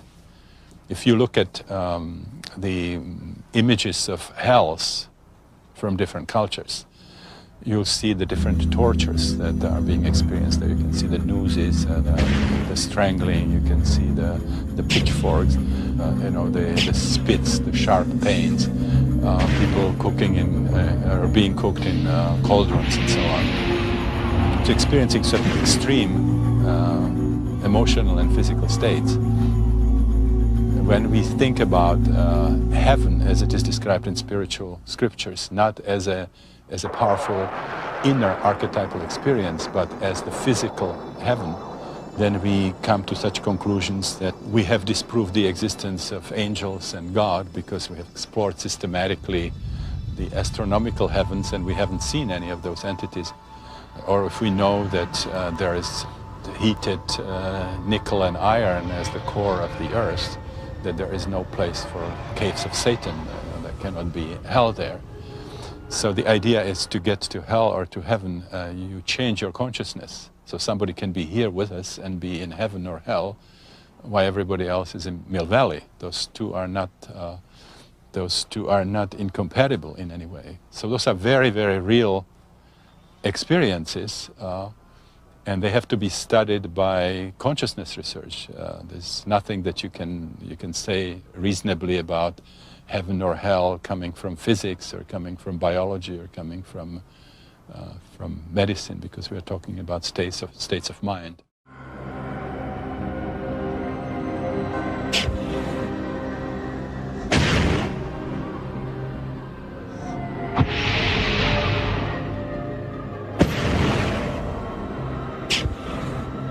Of course, the tortures of hell are not quite the same to all people, not even to all artists. To some, they are good for a last laugh. As that old atheist Voltaire lay on his deathbed, an ever-hopeful priest tried to convince him to recant. At the very least to forswear the devil, Voltaire shook his head. "Is this any time to be making new enemies?" he murmured. Most people seem to crave for evidence of life after death. And I think this is quite natural because we spend our lives almost being taught that we matter. You know, I must get a bigger car, a bigger bank balance. I must have people love me and approve of me. I must be nice to them so they'll like me. All of these things are me, me, me. In a way, that's the root of all our suffering. I mean, that's what makes us miserable and disappointed and feeling a failure and so on. And I think it's also what drives the desire for me to carry on forever. Because what's all this been for if I'm not going to carry on and reap the reward somewhere or another? Also, there's the question of suffering. It seems sort of to give an answer to the problem of all the suffering around us if we think that somewhere people will get their just desserts. I personally don't think any of that's true, because I don't think there is a little me in here who matters.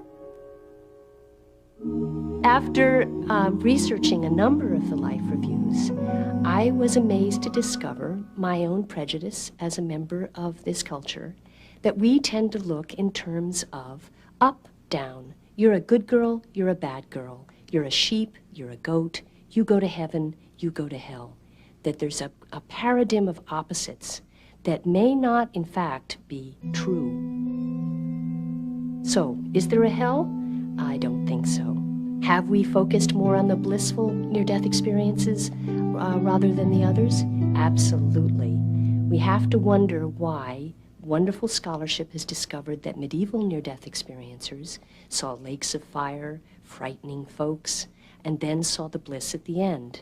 And contemporary near-death experiences are almost unilaterally blissful. You have to wonder if it's because we live in a society that doesn't want to be accountable for its wrongdoing and doesn't want to admit that there may be a darker side to life. I think those issues are real, and I think we need to encourage people who have had scary experiences to come forward. We create our own heaven and hell. It's all relative. And in terms of heaven, it's when we feel good, we're in heaven, and when we're in the pits, we're in hell. L'enfer, ça serait un endroit où on doit continuer où on continue à être entouré de gens qui ne savent pas s'assumer. On est entouré d'hypocrisie, de mensonges, de pensées négatives. I mean, if heaven is defined as we're all part of a much larger being, then hell is sort of not being completely at peace with that sort of thought. So it's an internal thing as opposed to an external thing. L'entour et l'enfer serait vraiment un endroit où la sensualité ne se développerait pas du tout, ne s'épanouirait pas du tout, mais au contraire, la partie la plus basse et la plus mauvaise de l'homme se contenterait d'exister. There are other hells, beside the traditional Christian one.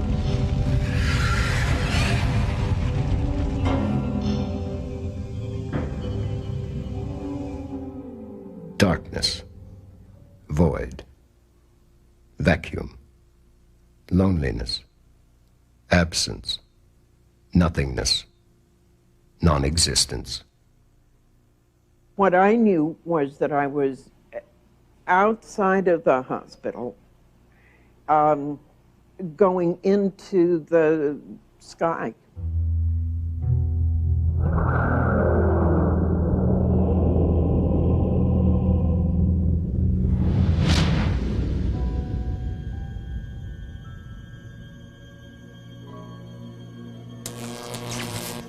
Nancy, you never existed. You never will exist. 35 years ago, Nancy Evans Bush may have experienced the kind of hell referred to by Stan Groff when something went terribly wrong during childbirth. She has been trying to make sense of what happened ever since. You're not real. You never existed. Nothing you ever knew existed. You're not real. You never existed. You never will exist. Nor does anyone you think you ever knew, nor your life, nor where you live. You made it all up. You were allowed to make it up. Which meant that not only did I not exist, I remember saying telepathically, but the baby doesn't exist. Her year-old sister doesn't exist. Your mother, your husband, nobody you know exists. You're not real. And nothing you know is real. I've called it instant Holocaust. Nancy believes she has come to terms with the hell she experienced so many years ago. But what about those people whose near-death experiences threw them into hell and who found no hope, no redemption, no promise of anything better, who came back to this life with the sense that all they have to look forward to is perpetual misery? There is a gift in these experiences. Now, it's not a gift we want to get. But if we're stubborn enough, and for some of us this is the only benefit we've ever found for our stubbornness, but if we hang in there, we work through a lot of issues. We come to discover our religious faith in incredibly deep ways that we couldn't if we just kind of dazzled around on the happy level. So what I'm trying to do is go beyond just the idea of pain equals bad, equals punishment, equals hell, equals eternity, equals despair. Because the alternative to despair, I think, is joy, which is different than happiness.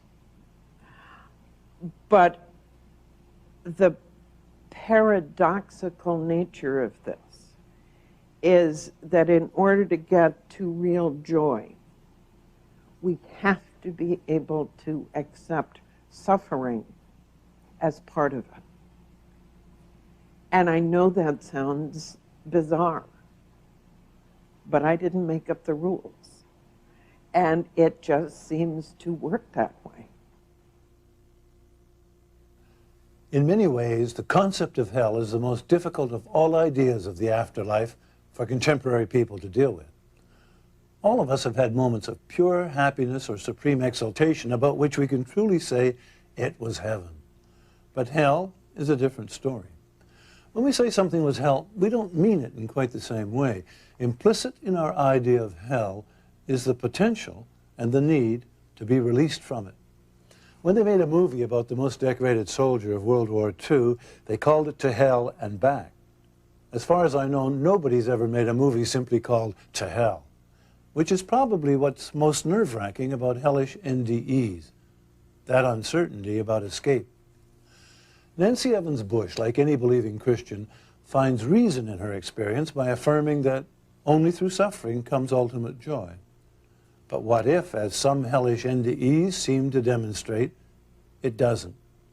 A troubling question. And to be candid at this point, until more research into hellish NDEs has been done, I'm perfectly content not to know the answer.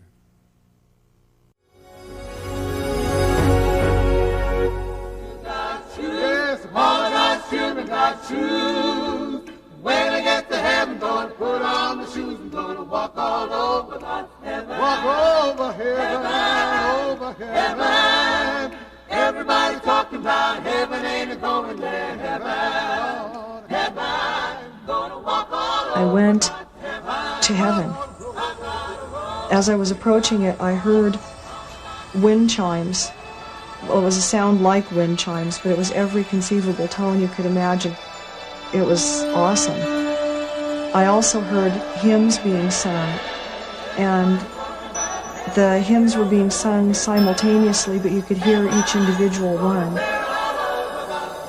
No, that sounds totally ridiculous, but there was a great harmony about this tone, and it was liquid, silvery.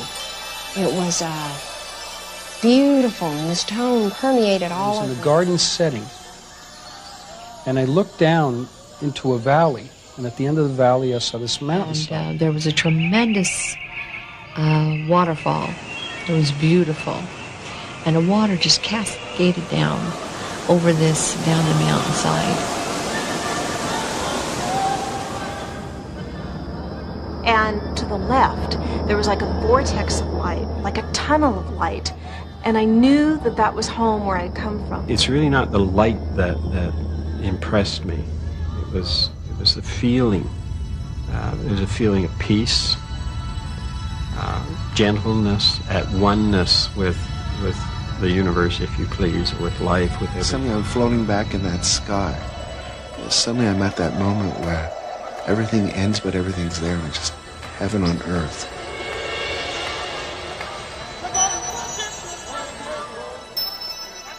It was beautiful and it was scary.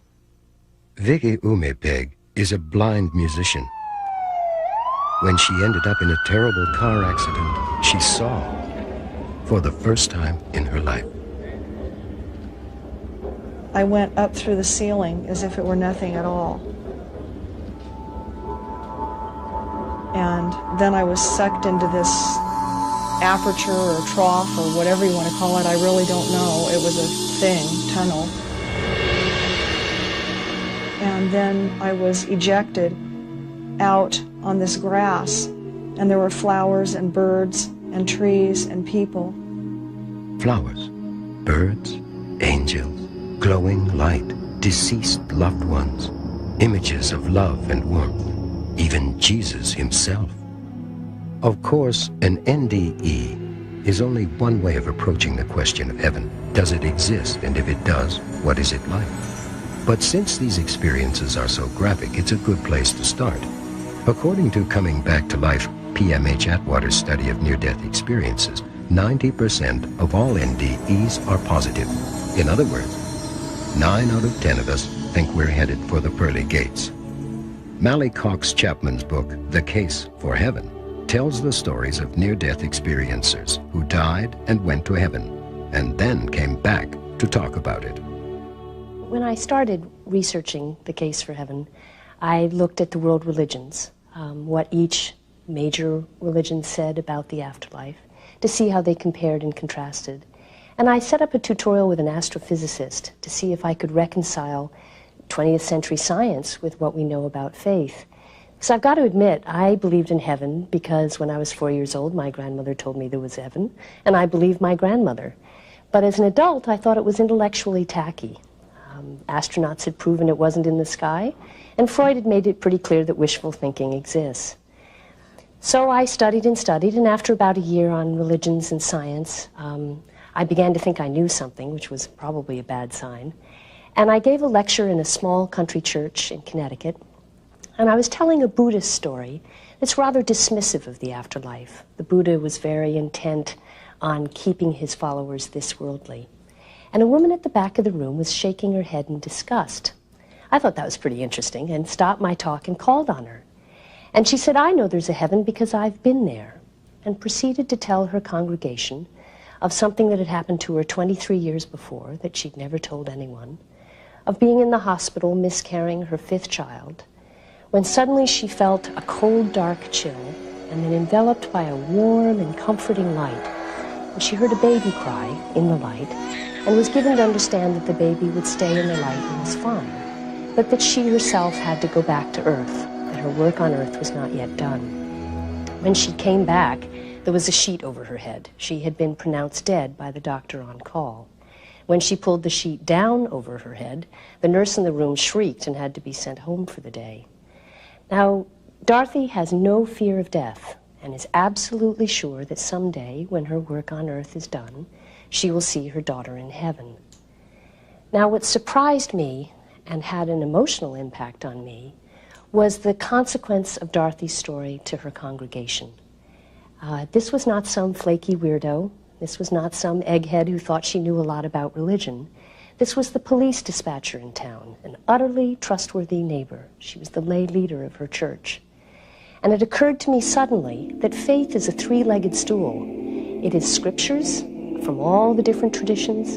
It's the traditions that come out of those scriptures that our churches and mosques and synagogues teach us. But there's a third leg, and that's contemporary experience, and that I needed to learn more about it. Although Tina Wolf was raised as a Buddhist, her glimpse of paradise bears a remarkable resemblance to the heaven described by other experiencers. When I had a heart attack, of course I didn't know till afterwards, but I had a beautiful sight. It's almost like a spring, and I was this side of the river, and I know I cannot swim, but I hear the warm, gentle voice calling me from other side, and I'm trying to cross the river, but I cannot find any boat or the bridge to cross over.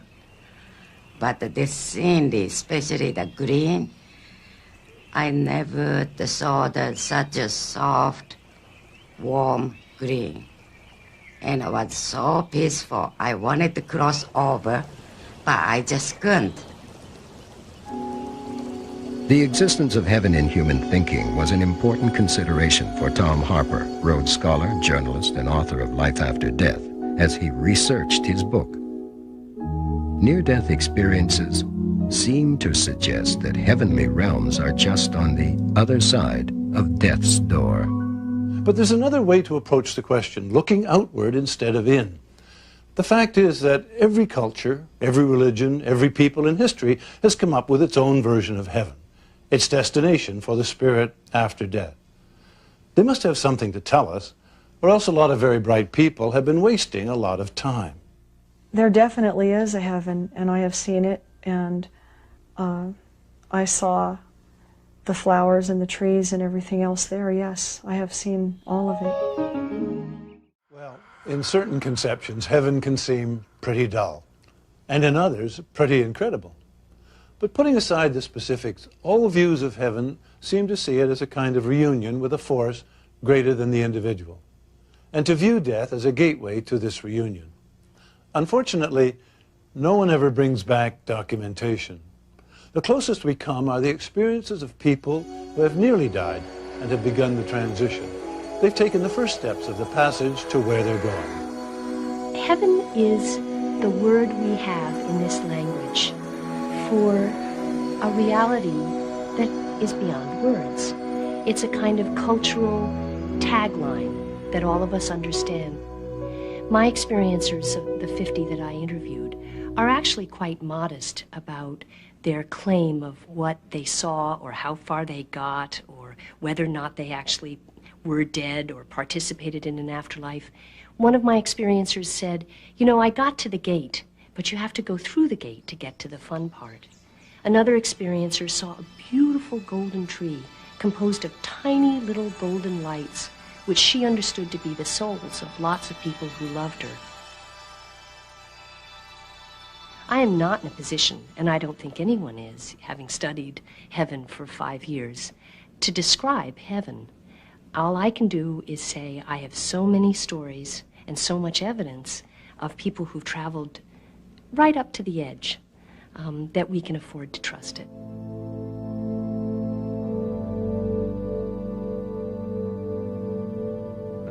I believe that there is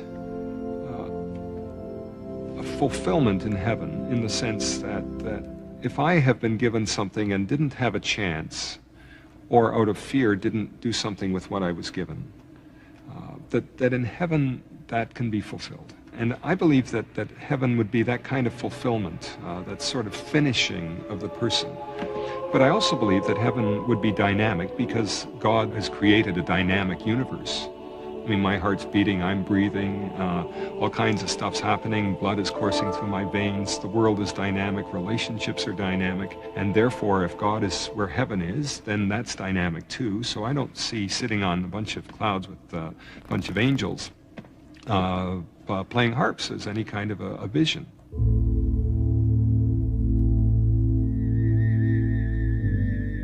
Buddha said that the deliverance from suffering is the only salvation. Man must escape the enslavement of earthly desires. He must divest himself of all illusion of individuality and become one with the universe.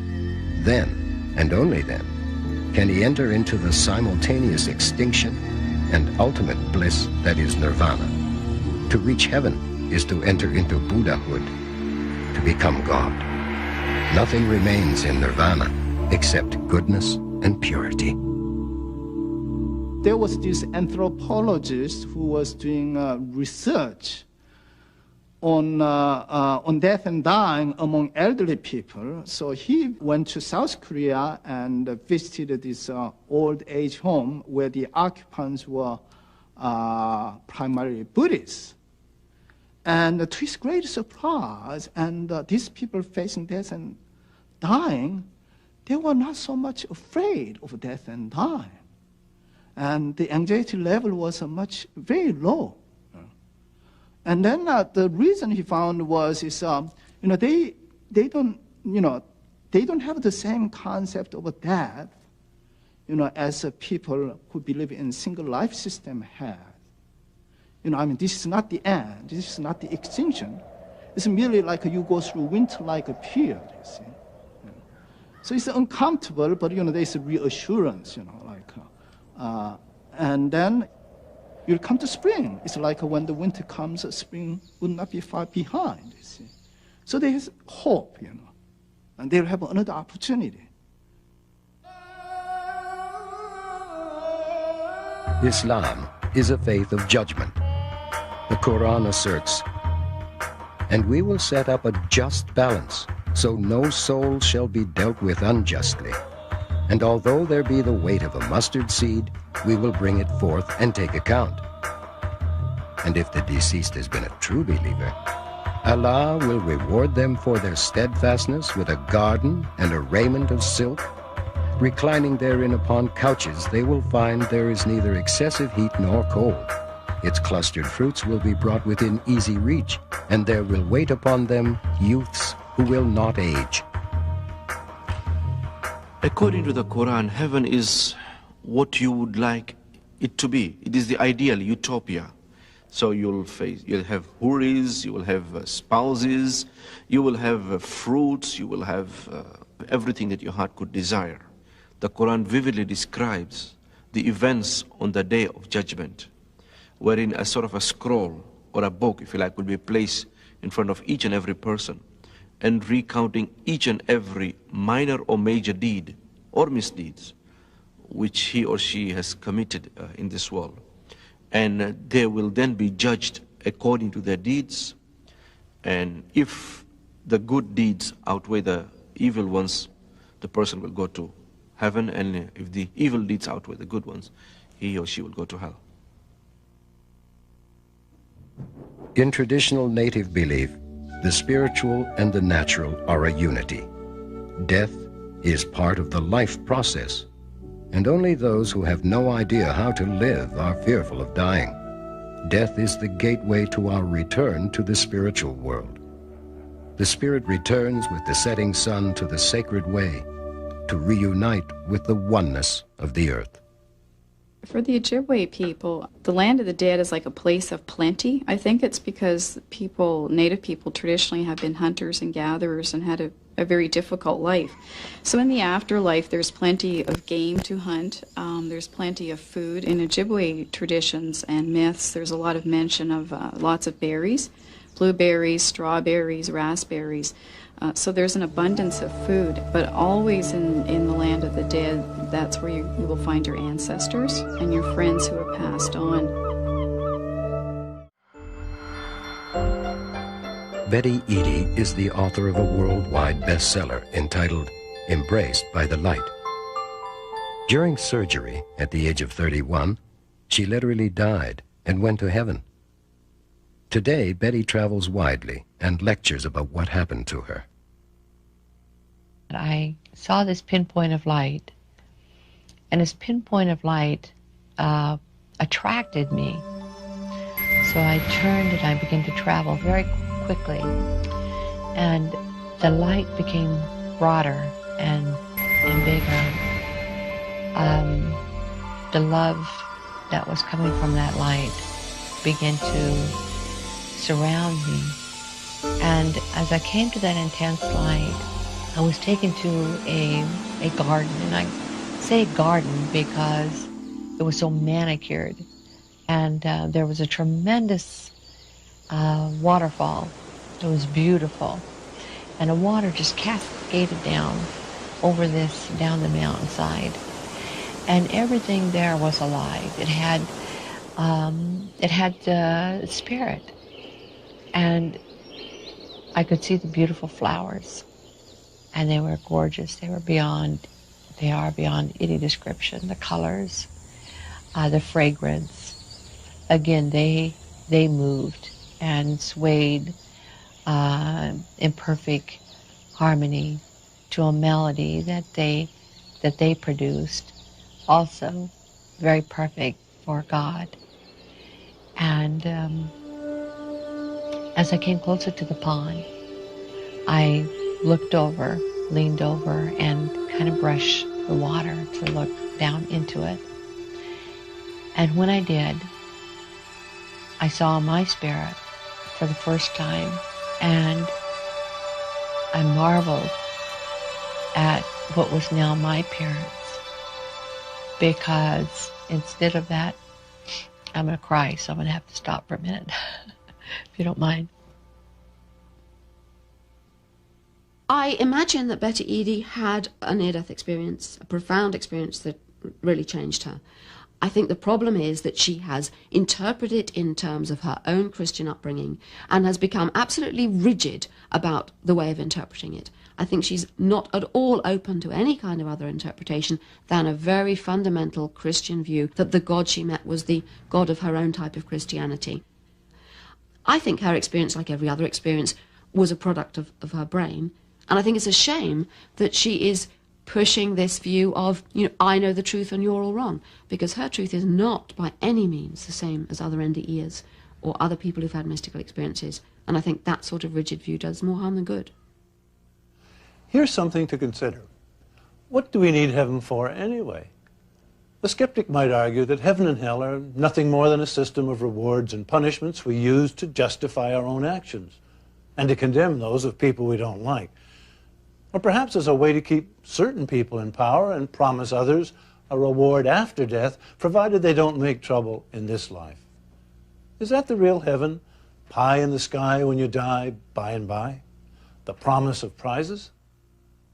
I think both the notion of heaven and hell are tied to the notion of justice and retribution, that in a cosmic sense, that if we live in a universe that makes sense, then we live in a universe that is, in a sense, fair.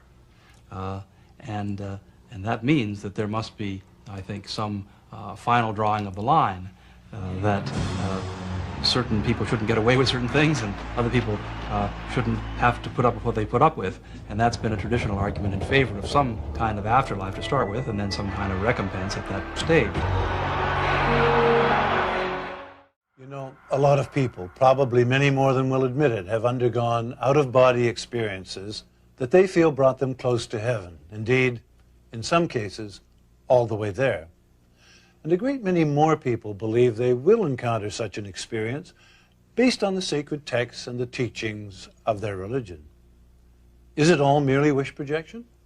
Or is there truly a different dimension, as the vast majority have always thought? In the final analysis, most of us believe or intuitively think and hope there is.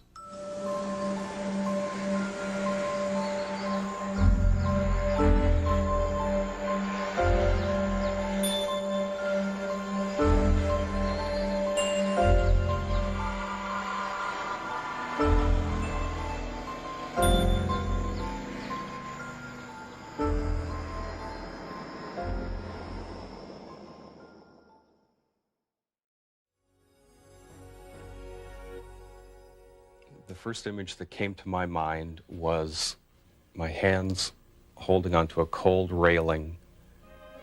When Darrell Rooney was young, he found himself inexplicably fascinated by the story of the Titanic. Years later, during a hypnotic regression with Betty Binder, he remembered a past life that ended aboard the ill-fated liner and spontaneously recalled some of the names of other crew members, which he was later able to verify against old crew lists.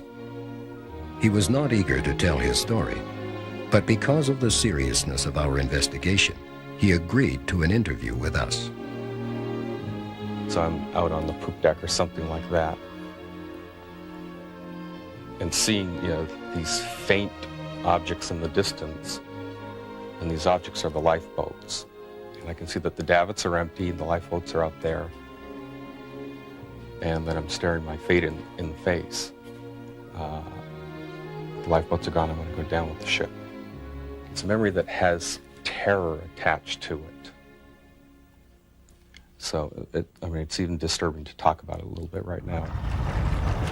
The thing that really sticks out to me is the sound of timber cracking, creaking and cracking the way it's not supposed to. This heavy, heavy, twisting sound. And emotional confusion everywhere. Things turning upside down and hitting water, getting caught up in ropes. So this is obviously when the ship broke up and sank.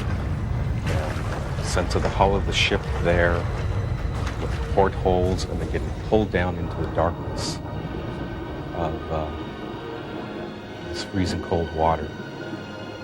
And I remember all of the emotion that was attached to that this was a really terrifying moment to be experiencing. And the thing that made it really profound was, it just was going, and then all of a sudden, all of the emotion just vanished. And I was asked what happened that caused me to become calm. And what I said was that I separated from my body. And that's how I experienced it. Darrell came to me because he was afraid of the middle of the ocean. He was not afraid of seashores. I asked him what was scary for him, and he said, drowning in the middle of the ocean and being eaten by sharks.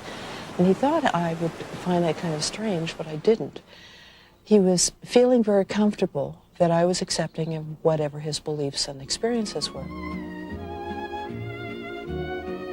I don't go around telling people that I had a past life on the Titanic. And, for obvious reasons, because people don't always take kindly to it. But the reason that I'm willing to talk about it is not so much about that experience as what the whole thing's about. The Darrell Rooney that I met in about 1981 had some bleed through from past life memories, and in some ways was very different. The personality who was on the Titanic was very nose to the grindstone. He worked in a boiler room, and he went to work, and on his off time, he would go up one deck to the bar, and he'd hang out with his buddies, and he never had any life beyond his work. And he never went topside until the ship was sinking. And he came to do regression, not related to his work, but related to a phobia that didn't seem to make sense.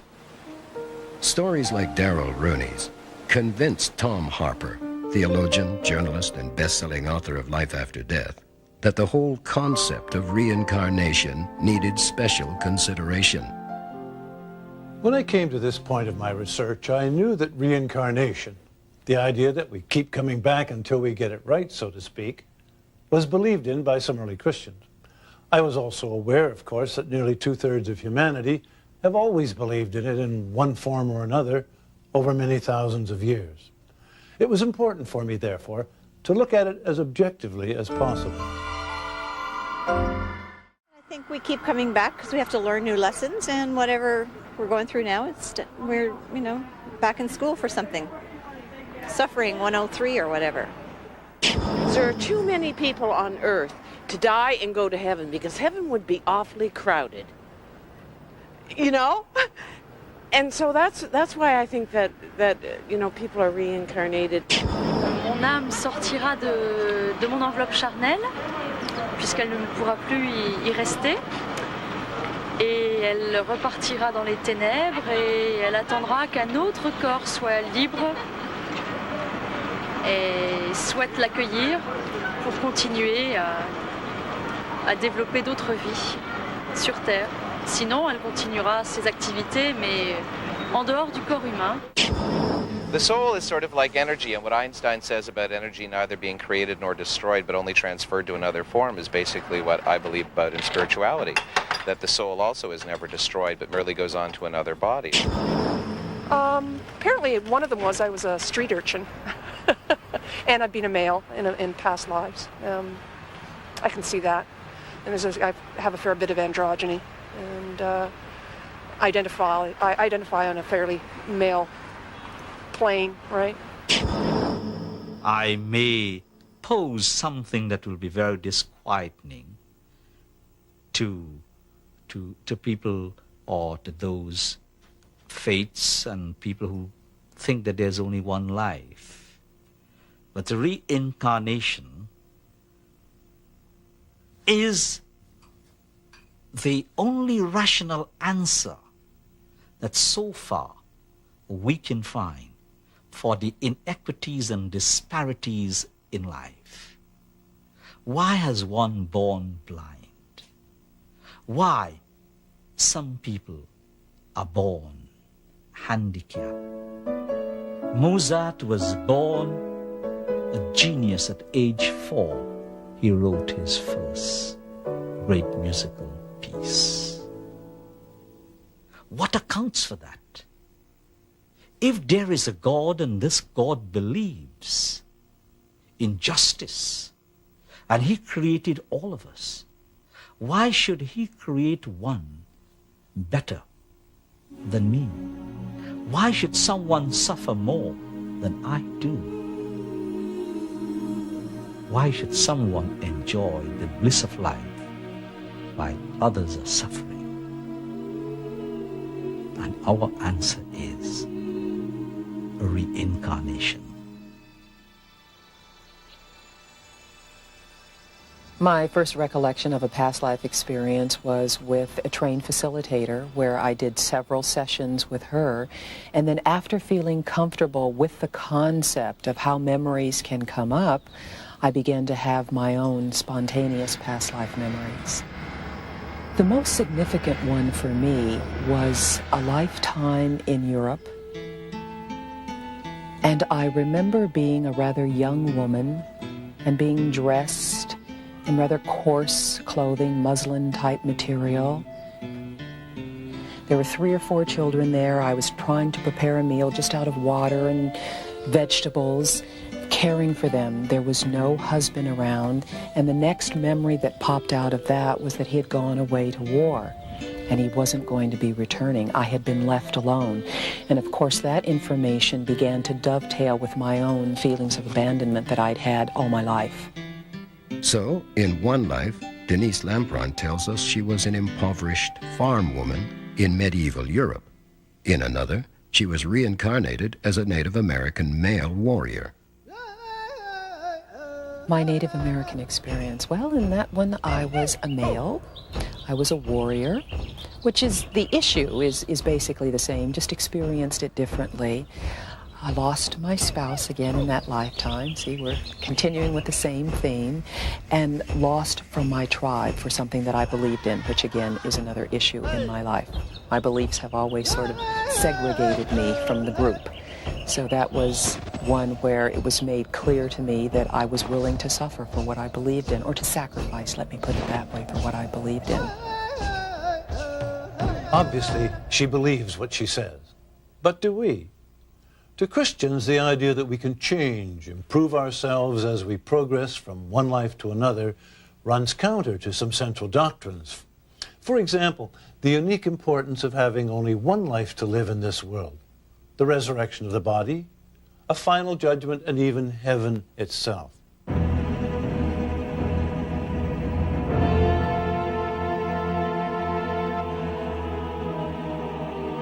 Whether famous, obscure, rich, poor, Oriental, Indian, black, white, a surprising number of people all over the world claim to have had previous life experiences. General George Patton spoke openly about his past lives. When one of his superiors said to him, "George, you should have been with Napoleon," he replied with all seriousness, "Oh, but I was."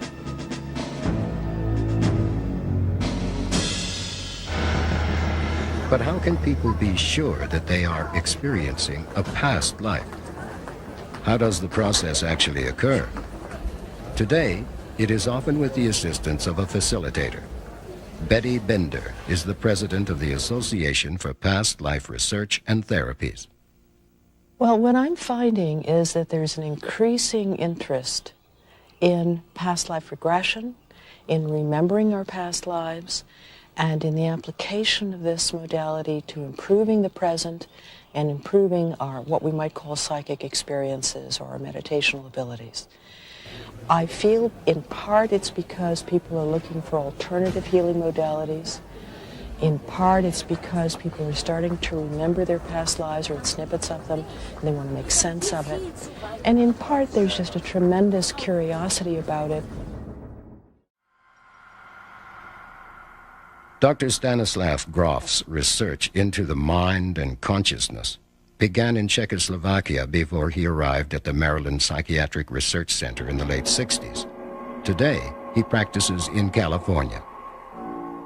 Anybody who is doing work with non-ordinary states with an open mind will see powerful past life experiences. It's simply one type of experiences that occur, that belong to the spectrum of non-ordinary states. So you will see people experiencing episodes from other centuries, from other countries and so on, with a sense of personal remembering, not just having that experience, but having a sense, I was once that person.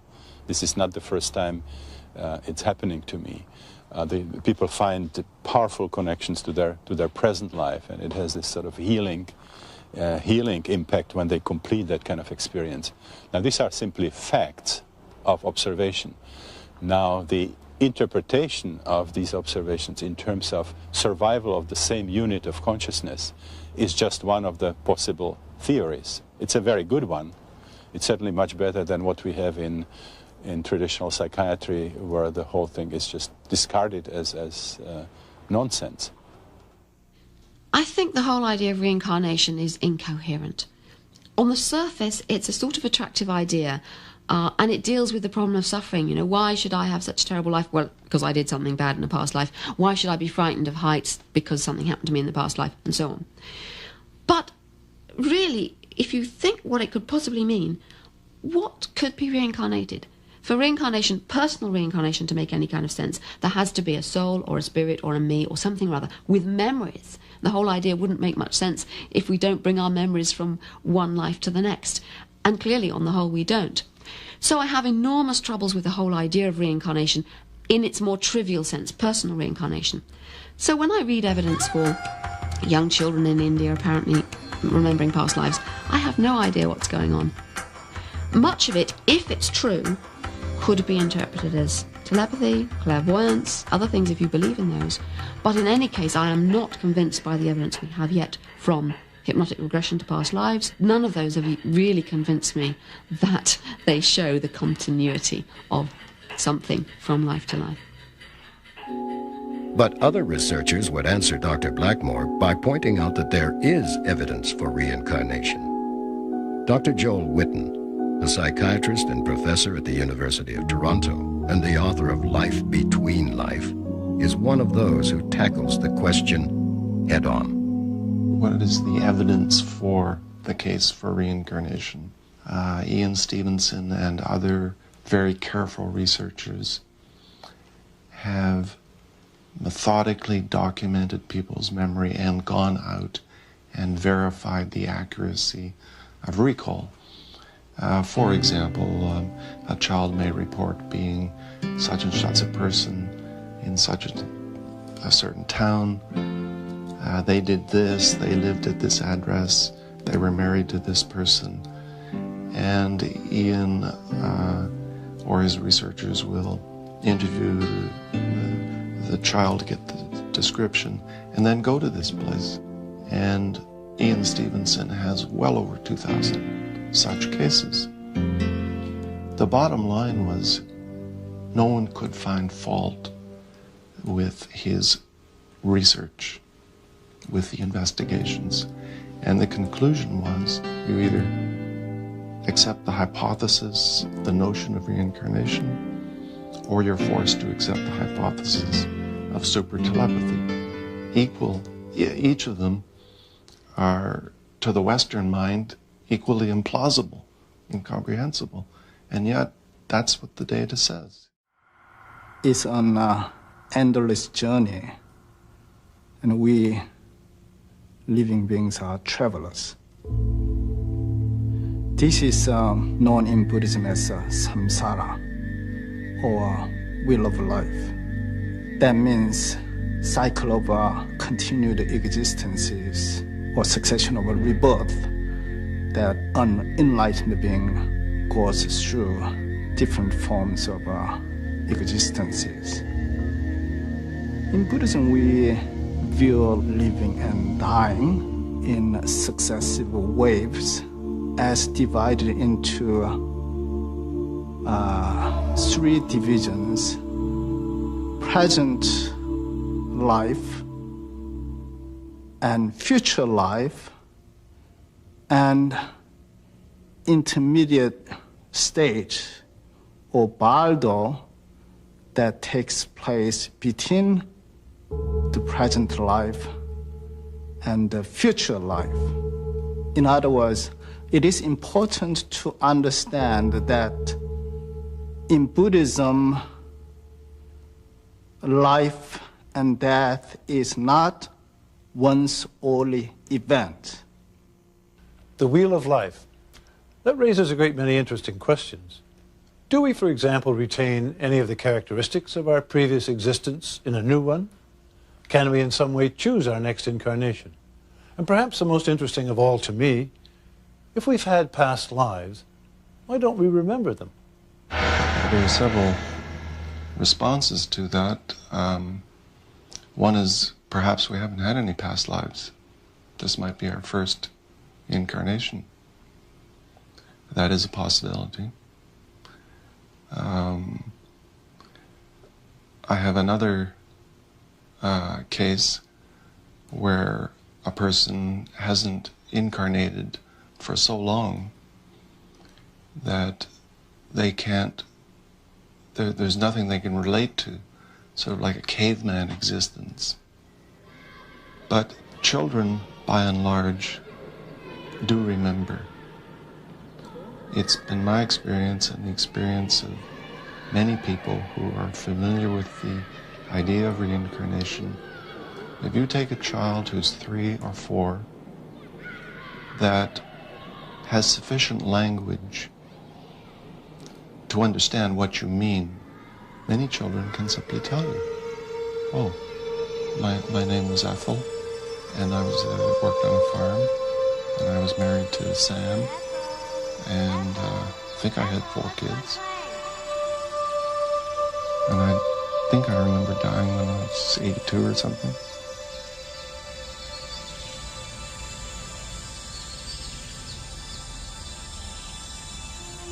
Here in the West, it seems that once a child enters the school system, these memories just get repressed or disappear from consciousness. And then later, as an adult, 20, 30, whatever, we have to struggle to try and remember. We're more than just what's inside of our bodies. I certainly feel like I'm more than just who I am right now. What I do know from everything that I've studied and experienced is that something's out there and that we have access to consciousness more than just our own. And it seems to be a lot of times from a particular point of view, which to me suggests reincarnation. Reincarnation is a huge and complicated subject, and I might add, very difficult to summarize. To be honest, I personally find the evidence intriguing, but I remain as yet unconvinced. Nevertheless, I find that Dale Kernahan's questions underline the essence of what so many find appealing about reincarnation. Why are some born with great physical limitations? Why do some suffer more than others? How do we resolve the great inequities between people? Reincarnation is certainly one answer.